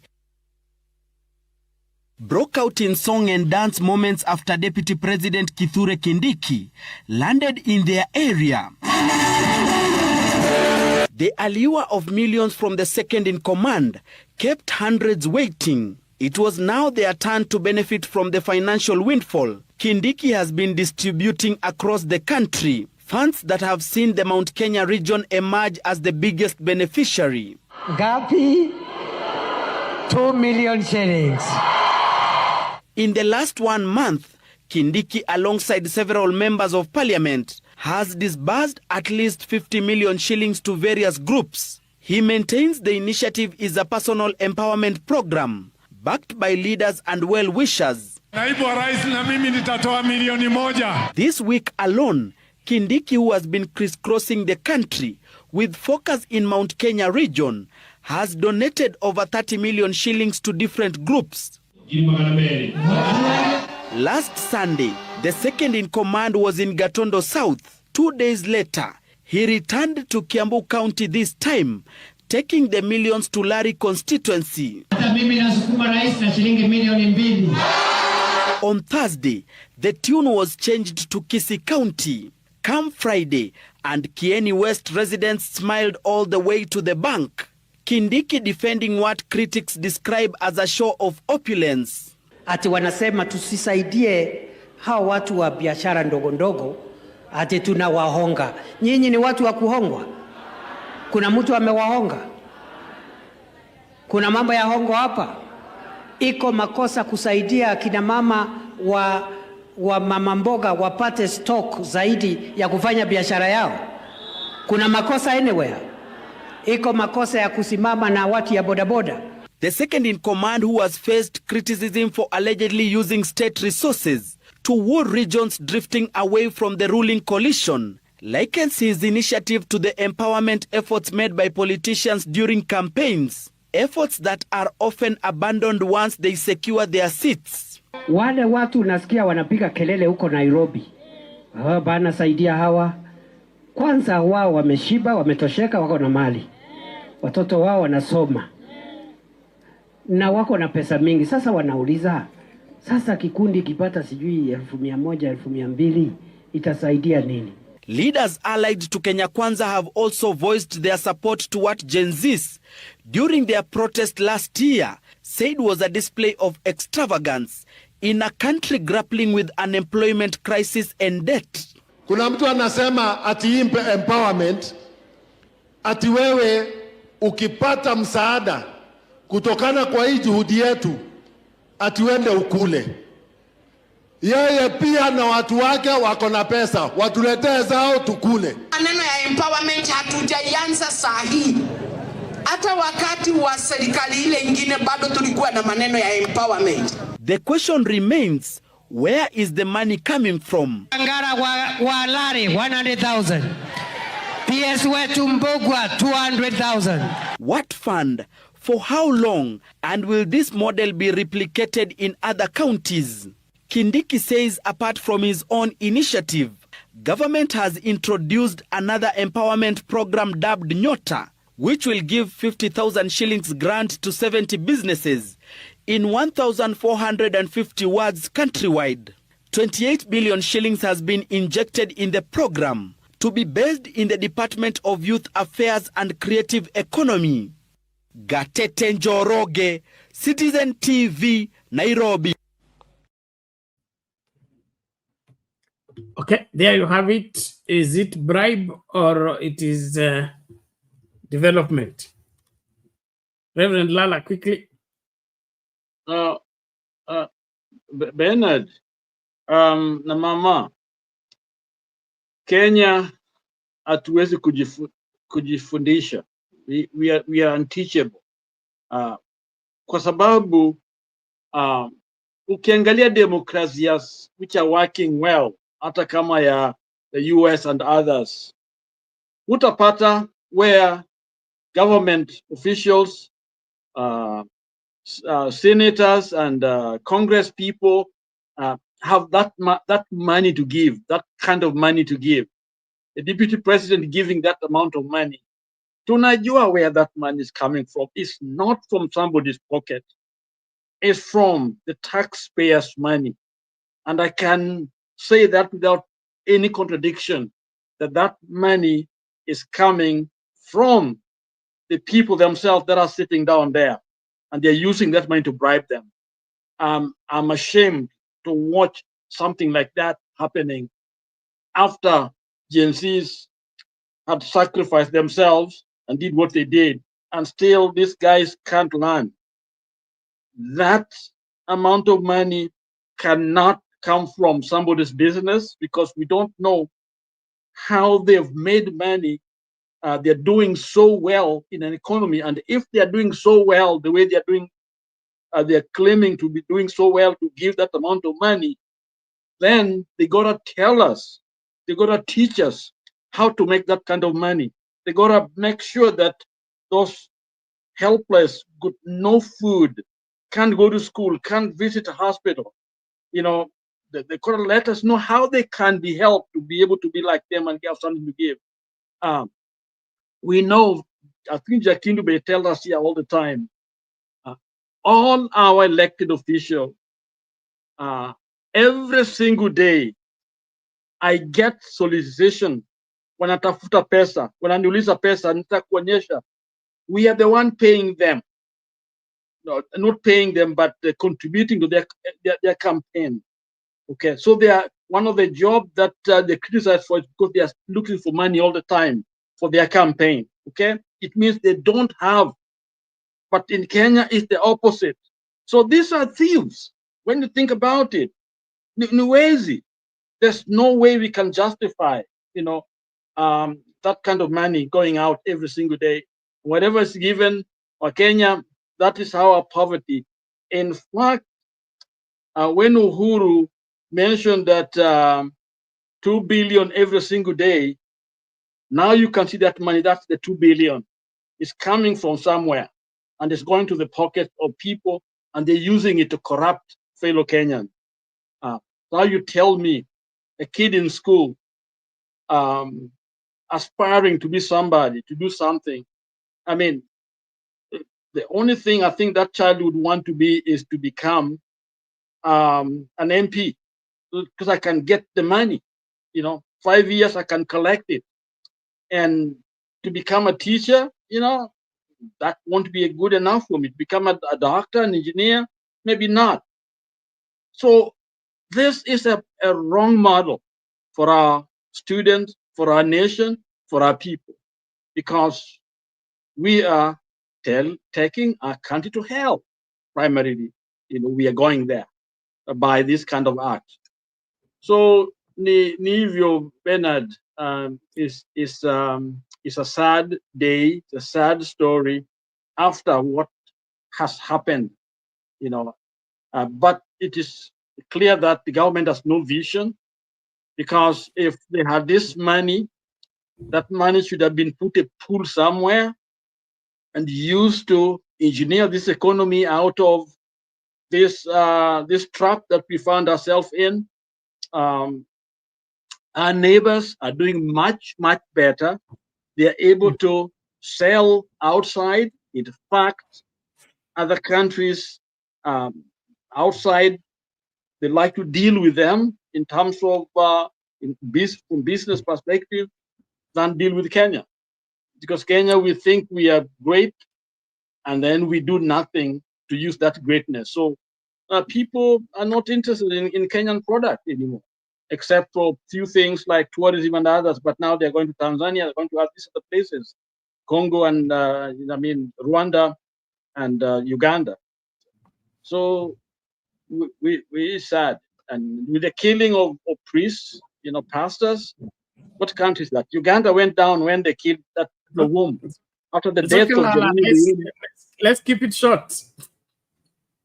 I'm just feeling it. Let somebody go. Okay, thank you. Selina, please, your view on the same? Bernard, I don't know what I can say. Unajua, Reverend Lala, nani wanapeana pesa na sisi tunachukua pesa, na watu wanasema kula pesa ni yetu. So why are we blaming one side? Wanaleta pesa ni ya development. Makanisa wana receive na wanajua kabisa kuonga ni mbaya. So tukireject, kuna makanisa walijaribu kureject wengine wakachukua. So how will you do that? Wakati unapodiscipline mtoto, baba akidiscipline mtoto, mama anasema usikuse mtoto yangu, huyo mtoto anaendelea kuharibika. So the problem is us, wananchi wa Kenya. Wanasiasa wanakuja tu, wanatop on it. Kama tribute anasunguka kusema development na watu wanachukua hiyo pesa, uniambie wamereject aje? So how can we be saved? Tutasaidiwa aje? Hata wakati ya kura, I'm telling you, hii watu watarudi, kwa sababu sisi ndiye tunakubali. Somebody cannot make you a slave kama wewe unakataa kuwa slave. Wakati unaambia mtu jaribu kukataa, you cannot corrupt me if I'm not corrupt. So inaanza na mimi kwanza, nikatae kukua corrupt. So poverty or not poverty, and it is not poverty lala. Vijana ama watu ya Kenya sasa, kila mtu anataka kuwa tajiri. Mtu anaingia parliament after 1 year ama 5 years amekuwa billionaire. So wewe unapenda atamekuwa jana, uliona wewe kwanza ulituambia ulisimamia councillors wakachakuliwa. Wakati unaporuti tena mara ya pili na wewe ndio uliwasaidia, sasa wewe ndio unataka kuinamia hawa. How to take that money? So who are we saying? Ni nani huyo watu? Kila wale politicians, wale watu wako serikali, they want to maintain status quo. Naye mwananchi tumefinywa. Tukiletewa hata 500, kwa nini nisiende huko kuchukua ndiye nipate unga? Tumedanganywa, watoto wanaenda shule. So mpaka tukatae. Unaona nchi kama ya Uganda, kwa sababu mimi nimehusika na Uganda sana, waliwacha Museveni kuwadanganya. Wakati amesika msisi, ni ngumu kumutoa. So it is the same as Kenya now. Hawa wanasiasa wanapika kelele tu, lakini wakipatiwa pesa, ona Kiambu ama wapi Kindiki walikuwa nasema hawezi kanyaka huko. Kwani hiyo watu walikuwa kwa hiyo mkutano wanatoka nje. Alafu ukitaka kuongea wenye wako huko wanakuambia hapana, tumetuma watu yetu waende wachukue pesa. Siku gani watakataa hiyo pesa, Penat? Kama tunatuma. Ukituma leo akule 1,000, nikuje sasa wakati ya kura nimpatie 2,000 ama 5,000, si atanipigia kura kwa sababu ulimuonyesha kwanza achukue. So the change inatakikana kuwa kwa sisi. Na kwa sababu sisi tumekataa change, tutaruliwa hivyo mpaka tukue labda kama Mexicans. Everybody is a criminal. Everybody ni tajiri. So wale maskini hawataki kuendelea kuwa maskini, kwa sababu kama wewe ulichaguliwa kama MCA na sasa hivi umejenga nyumba, uko na gari, umenunua mashamba. So the problem is us, wapikaji kura, na problem si rais, problem ni wale watu wote wamechaguliwa. So wanataka kushikilia rais yenye ako corrupt. They cannot agree. Ndiye sababu Raila amekosa kiti miaka yote, kwa sababu hawataki mtu mwenye ako straight. Inji saa nje wanataka perfect, mwenye wakiambiwa wanasema yes sir. So wataendelea kutuchakulia na sisi tutaendelea kupatiwa pesa. Thank you. Okay, so Mami, interesting indeed. But You know, mimi nafuatanga maneno vile yanaendelea. Wakati serikali ya William Ruto ilikuja kwa ofisi, kitu cha kwanza walitoa hizo pesa zote ambazo zilikuwa zinatumika kwa niaba ya wananchi. Wakasema hawataki kupeana subsidy kwa wafanyabiashara ama suppliers, wanataka kuinvest kwa production, na kwa kupitia production ndio bei ya vitu zitaanguka. Sasa imekuwa kuaje? Saa hiyo pesa ambayo ilikuwa inaongezwa kwa petroli ili bei ya petroli ishuke, ilikuwa inalipwa other services ili Wakenya wakuwe able to afford whatever products are on the shelves of the supermarket. Imekuaje mpaka saa hii sasa hiyo pesa imeanza kutembezwa na inapeanwa bure kwa watu wa bodaboda, inapeanwa bure kwa mama mboga na kila mtu? Hii si ni ile hali ya kucheza na akili za watu, alafu ikifika wakati unawahitaji unawageusia ili waendelee kudance ngoma yako? Na si hivyo ni ukweli Bernard, ni nini ingine ungefikiria? You know, unauliza swali na unachichipu. The government of the day walisanya pesa na wameweka na wamechikuta wako nayo, na sisi wananchi ndio tuna receive hiyo pesa. Tunaambiwa hii ni chukueni hii milioni 5 kwa vijana, sijui 10 kwa wamama. Na nimesema tukikataa, mimi mwenyewe nikiwa corrupt, nikatae corruption mimi mwenyewe, nikatae kukorruptiwa. You cannot just come and corrupt me kama nimekataa. Ukisema watu ya pikipiki waseme chukua hiyo pesa, na ukisema chakula imerudi chini. Si kama vile ilikuwa. Mami, naomba tuelewane. Wakati pesa ni kwa mikononi ya serikali na serikali inapaswa kutumia hiyo pesa kwa manufaa ya nchi, hiyo pesa inapaswa kutumika katika masuala ambayo yatafaa kila mwananchi. Sasa ikianza kutembezwa kwa vikundi, hiyo inakuwa handout. Ni ile beggars wale wako kwa street, umetupia huyu 200, umetupia huyu 500, umetupia huyu 100. Ukimaliza hiyo street yote ya beggars, you can't account for that money, na vile itaenda kutumika hauna guarantee kwamba itatoa hao beggars kwa street. Ukikuja keshoe watakuwa bado wamelainika, wanangoja nini? Kupewa.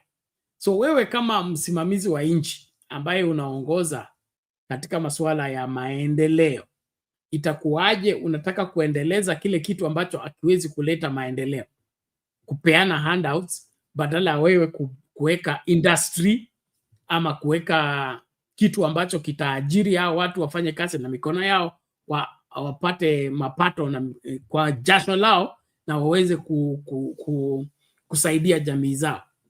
And so what we are seeing here is not development. It is fraud whereby we impoverish the people. Tumeharibu biashara yao kwa kuwanyima hizo subsidies na kufacilitate hizo biashara, mpaka imefika mahali ambapo sasa umaskini umeenea. Tuko na wengi ambao sasa wanategemea wengine. Tumekuwa na situation ambayo sasa familia haiwezi kulipa rent, so familia 5 zinaenda kurenti nyumba moja, wafanye sharing ndio wa survive. Now, masuala kama haya yakianza kufanyika, and then kunaanza kuwa na hizo handouts, nchi haijasonga mbele, hakuna kitu kimebadilika. Ni ile tu kurecycle the same problem and take the people through circles, all of it for political purposes. Then hapa Kindiki anapouliza kuna hongo hapa, kuna watu, ninyi mnakaa watu wa kuhongwa. It is clear kwamba hizi pesa zinazopeanwa, it is meant to seduce hawa watu waingie box ya kuchagua serikali hii tena. it is obvious to every seeing eye and every hearing ear. So why would the government that is supposed to solve the problem of the people be working out 24 hours to make sure that that problem continues, that the people continue to be needy, beggars, and they want to rely on them for so that they continue to be in power? Now, if that is the case, then it is a proof that hii serikali haifai kabisa, haitaki kusuluhisha tatizo, linataka kuendeleza hilo tatizo liendelee. Kama kulikuwa na mchezo ilikuwa inaitwa vitimbi, ambavyo anaitwa nani huyu Ondiek anasema, kulikuwa unakumbuka ile stove ile mlikuwa mnapiga pressure, okay? So anasema huyo nani akileta stove yake tengenezee haraka, anapelekeanga watoto wanaharibu, arudishe ili alipe pesa ingine. So kuna ile hali ambayo kama Wakenya sioni ikiwa ni proper kuichukulia vile ilivyo, kwa sababu it is the root of our problem. The root of our problem is we do our politics at the expense of the welfare of the people. Doing politics at the expense of the welfare of the people instead of doing our politics for the betterment of the livelihood of our people. Saa hii sasa Kerio Valley shule zote zimefungwa kwa sababu ya insecurity. Ilhali Nairobi watoto wanasoma, Mombasa watoto wanasoma, Western watoto wanasoma, Nyanza wanasoma, Kerio Valley zote zimefungwa. Kwa nini? Kwa sababu ya insecurity. Lakini mtihani ile inatoka NEC ni ile ile, itafanywa siku hiyo moja. So watoto wa Kerio Valley watawezaje kucompete na wa Nairobi ambao wamekuwa kwa class all through, okay? Na hawa nao wamekuwa wakitoroka bunduki all through. Sijui kama hiyo ina make sense. So kwangu mimi naona ni serikali inachezea wananchi badala ya kusaidia nchi isonge mbele.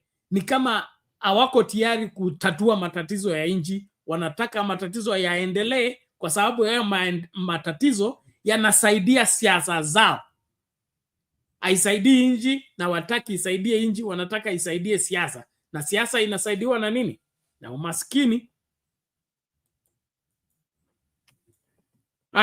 Naomba tumalizie hapo. Kama unaoni la dakika moja, tafadhali sema saa hii. Mimi nafunga. Saa 8 imefika masaa Afrika Mashariki.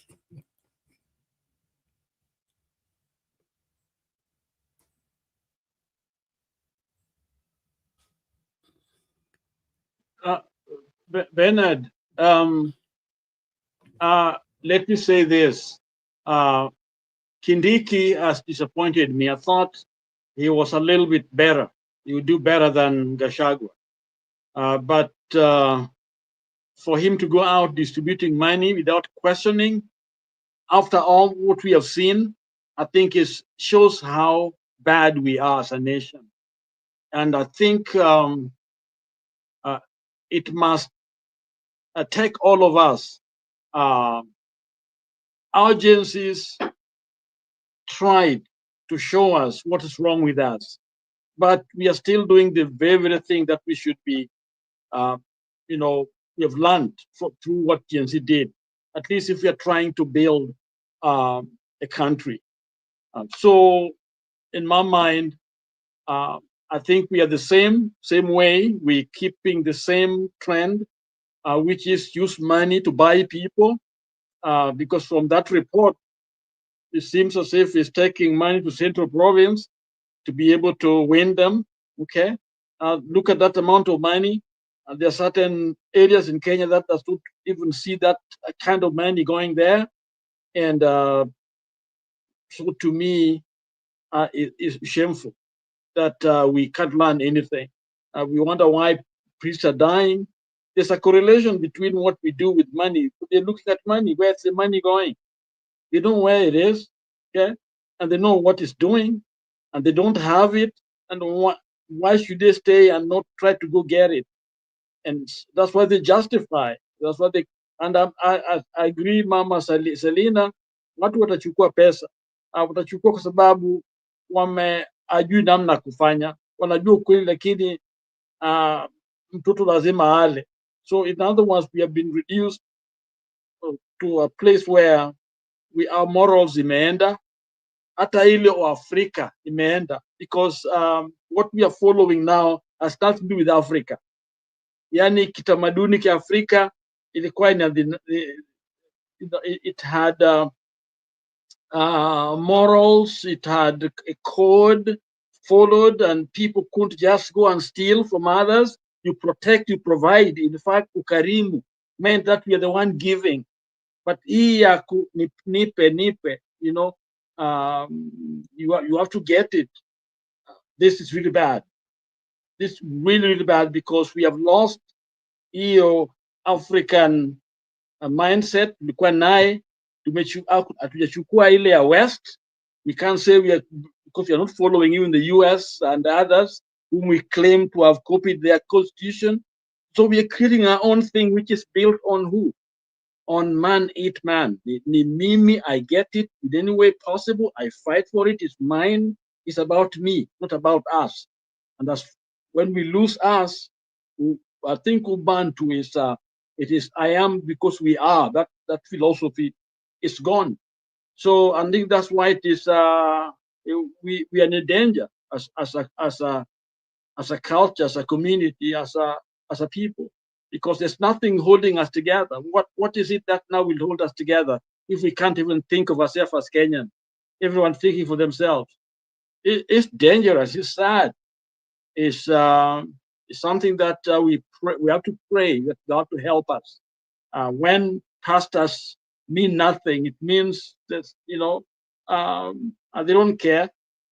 They don't respect those pastors, and pastors sometimes behaving so bad. But that very spirit operating in the country is not where we should be as a nation. You know, so let's really be concerned and pray and fast and ask God to help us. Genuinely, let's stop this religious stuff we have been doing out there. It's powerless religious stuff. We need spiritual power. We need God, the Spirit, to help us change our nation. Back to you, Bernard. Okay, thank you, Reverend Lala. We appreciate that. Great work ahead of us as Kenyans, and I pray that we will lay to heart that we are not doing well, especially for the future generations. Now, that is why we need to shoulder this and ensure that we are investing our energy, our efforts, and our emotions into the right thing.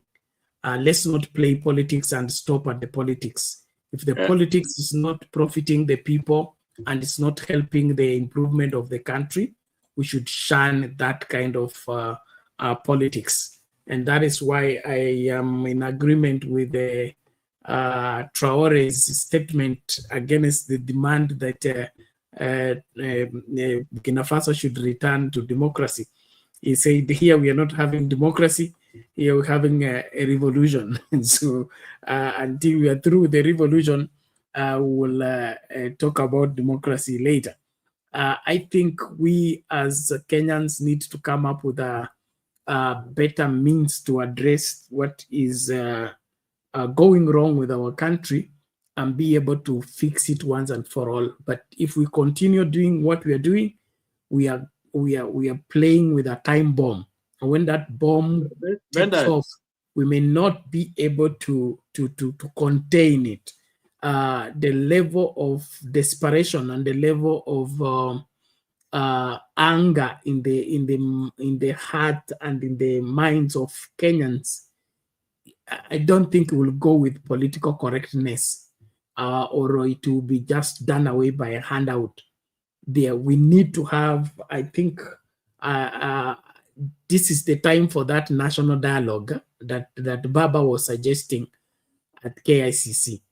If we don't do anything drastic in between here before the election day, I don't think we are sitting pretty as a country.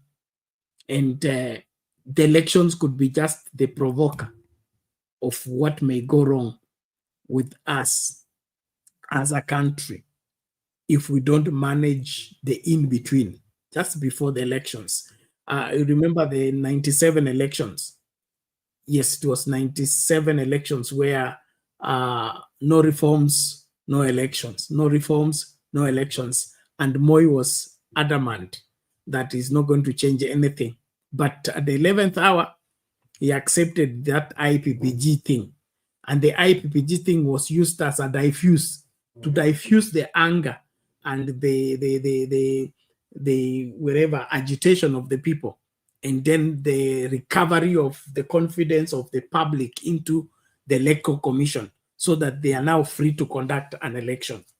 I don't see the William Ruto administration thinking in that direction and coming up with something that can be used to diffuse this anger in Kenyans.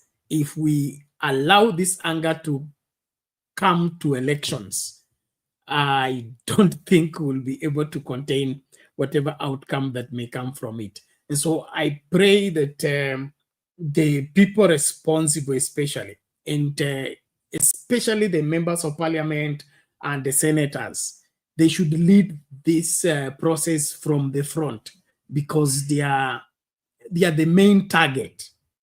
Hii kura itakuwa ya kulipisa kisasi, hii kura itakuwa ya kupunish watu, hii kura itakuwa ya kufukuza watu, na itakuwa na casualties wengi. Na some of the people that may find their way into parliament or find their way into the Senate may not have any credibility whatsoever. Tulikuwa tu tunavotia huyu kwa sababu tunataka kutoa huyu. We vote for this kwa kutoa huyu. And in the process, we may end up with the worst parliament, the worst Senate, having all these incompetent people simply because we were punishing all the people that were in parliament, all the people that were in the Senate through these elections. And so I would want that the elders in this country and the people that are experienced in national leadership and all that should step up and help the recovery of this country. I live in Nairobi. I interact with people. The level of anger you meet, even in the marketplace. Umeenda tu kuuliza bei ya sukuma.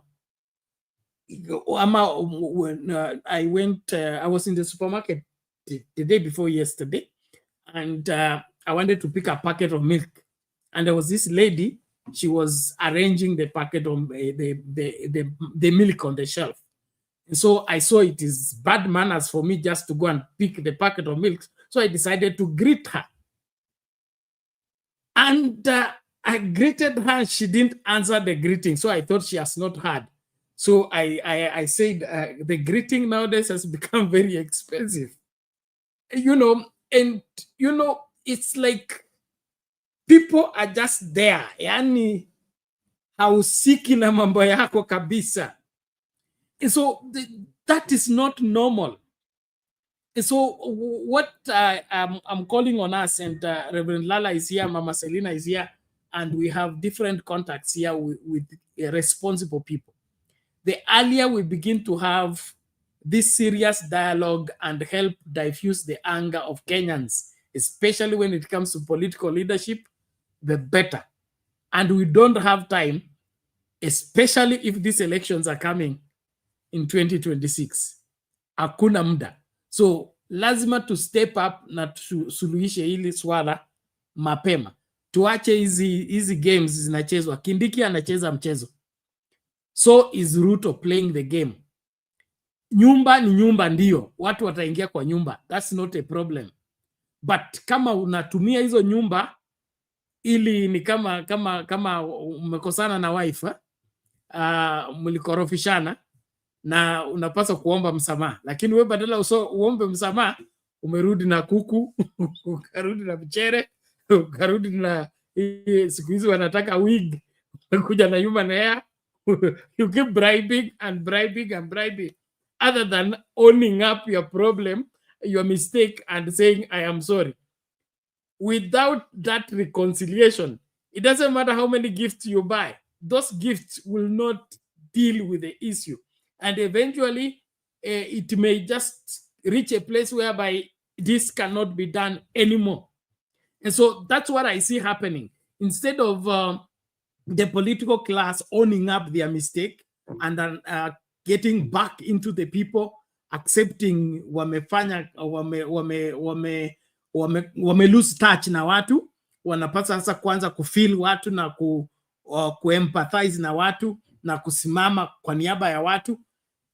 Instead of them seeking reconciliation, they are either insulting the people or they are ignoring the people or running away from the people altogether. To me, that is irresponsible, and it is a recipe for problems that we may not be able to contain. And when I look at the political landscape, it's scary. It's scary, and including those people who are saying they are opposition or they are whatever. Sioni mtu ambaye anaweza kusimama na kuita hii nchi isimame na nchi isimame sai. That's how risky it is. Na kukidoga kikianza kunuka, nani atasimama ambia wa Kenya rudi kwa nyumba? We have turned the country against even Baba. Okay? So nani atasema vijana turudi kwa nyumba, wacha hii maneno tutashughulikia? Nobody will be there to listen. So as responsible parents and responsible leaders, tuanze kutengeneza njia mapema kabla Yesu afike. La sivyo, Yesu atatukuta kama tuko tayari. Naomba hivi, muda wangu umeyoyoma, leo ni weekend. Mama, nakupatia sekunde 30 kama una la kuongezea, lakini ni mimi nataka mnipatie, na kama mtaki kupigia simu wale wazee wa kama sijui Kalenjin elders, Luo elders, mnipatie namba ya simu zao. Hii uzee wa elder wakuletewa pesa na wanasiasa ndio mnasimama hapo mnapeana press conference ishe. Tukue wazee wenyewe kabisa, tunaona inji iko karibu kuanguka, tukilie. Hii ya press conference haifanyi kazi. Bernard, tulisema we don't need history na mutaki wase. So hiyo yote unasema hakuna mahali inaenda. Serikali ya sasa, vijana, kila mtu, nilikwambia they don't want to know. Wanataka kujua kutoka 2017 na ikuje mbele ama 2022. So sasa amutaki advice, amutaki kujua Kenya iliundwa aje, na ndio sababu mumemeswa. You are dealing with people wenye wamejua. Sasa mwenye alisema msee anaona mbele ama shingo yake ni mrefu na macho yetu ni fupi, alijua. So tukimalizia, hauna kitu unasema, hatutaki history, hatutaki kujua na hatupangwi. That is what it is. Thank you. Wewe mami, wewe uko kwa dini ya tupangwingwi, na hata mara ya mwisho kuangalia siku kuona kwa lisi ya watu wapangwingwi. Mimi nataka katika tunapofunga kipindi tuwe unajua mama yangu alitulea sisi watoto 11 na alikuwa peke yake. She's still alive today. May God make her live longer. She's an empire in herself. In fact, she's very pretty old right now, but she still runs the home. She runs the home in such a way that our wives, she always tells them, I was here before all of you, and I can send all of you away if you misbehave. And so she never allows anybody to intimidate her in that home. And what I'm saying is that all the 11 children that she raised, she knows each one of us, and she knows what to do to get us to listen to her, even when we are in defiant. Like maybe one of our brothers ameenda huko akalewa, akapiga mtu ama akapigwa, akashikwa na polisi. And then sasa ako cell. Mama anajua ni mtoto gani atapigia simu ambaye atakusanya hao wengine wote waende kusaidia huyu ambaye ameshikwa. So sisi kama wazazi, kile nachosema ni watoto wamesema tupangwingwi, wamesema tutaki historia, wamesema we don't care about this country. Tutaacha hivyo ama tutatafuta mbinu? ya kuwalainisha, kwa sababu tunahitaji Kenya.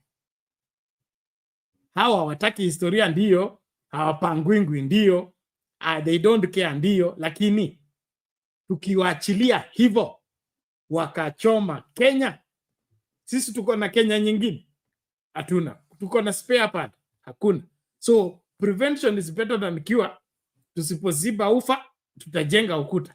Tungoje kujenga ukuta ama tuzibe ufa? Ufa ni hii dysfunctional relationships. Hatupangwingwi, we don't care about history, wazee waende, that is dysfunctional family.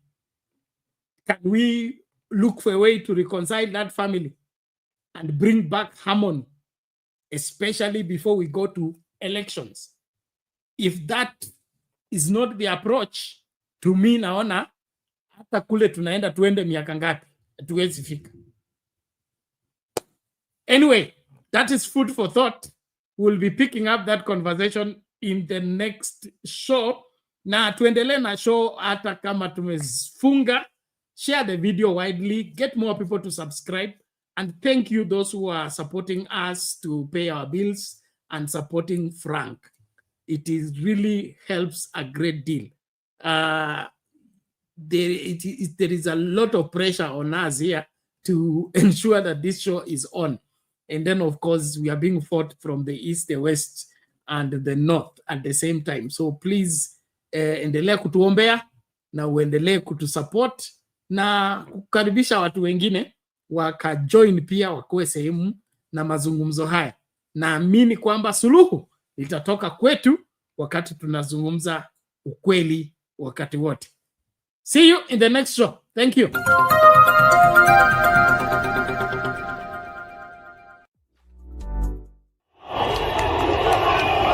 But the unthinkable happened. Police opened fire on unarmed demonstrators, killing over 20, injuring many, and leaving others unaccounted for.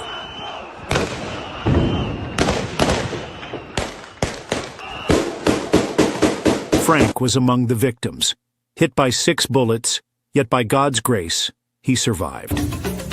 After a series of life-saving surgeries, Frank can now walk again. But the bullets left a lasting impact. He can no longer perform heavy-duty jobs to support his grandmother.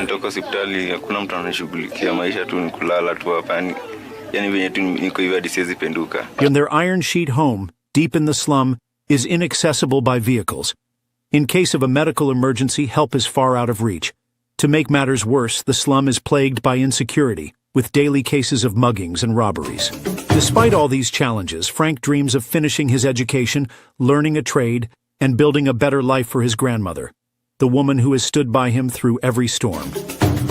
This is where we need your help. In the short term, we aim to move Frank and his grandmother to a safer home where they can access medical care and live without constant fear. Long term, we want to support Frank in completing his education, learning a profitable skill, and starting a small business. I've faced so much, but I'm still standing.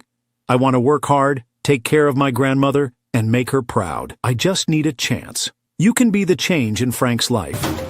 Every contribution, big or small, will go a long way in helping this brave young man and his grandmother rebuild their lives. Let's come together and help Frank fulfill his God-given destiny. God bless you. Send your donations to Sound Candid Talk, support Frank Okoth account. The link is in the description below. Together, we can make a difference. Don't forget to subscribe, like, share this video widely, and stay tuned for more inspiring stories on Sound Candid Talk.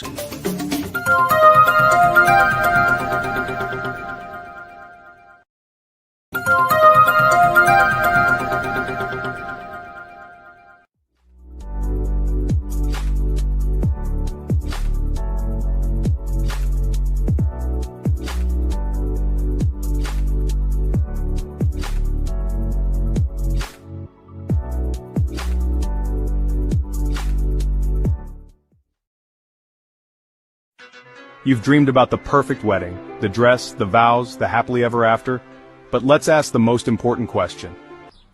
Before you say I do, are you truly ready for the lifelong commitment that comes after the honeymoon period fades? Bernard Ngozzi's groundbreaking ebook Are You Marriage Ready is the ultimate guide to building a successful, lasting marriage. This isn't just another relationship book, it's a heart-to-heart conversation that prepares you for one of life's biggest decisions, getting married. Are you choosing love or just infatuation? Are you building a marriage or just planning a wedding day? Reading this book was a game changer. I realized I wasn't as ready as I thought, but now I'm on the right path. Don't wait until it's too late. Invest in your future. Download Are You Marriage Ready today. Link in the description below. Your future spouse deserves the best. Are you ready?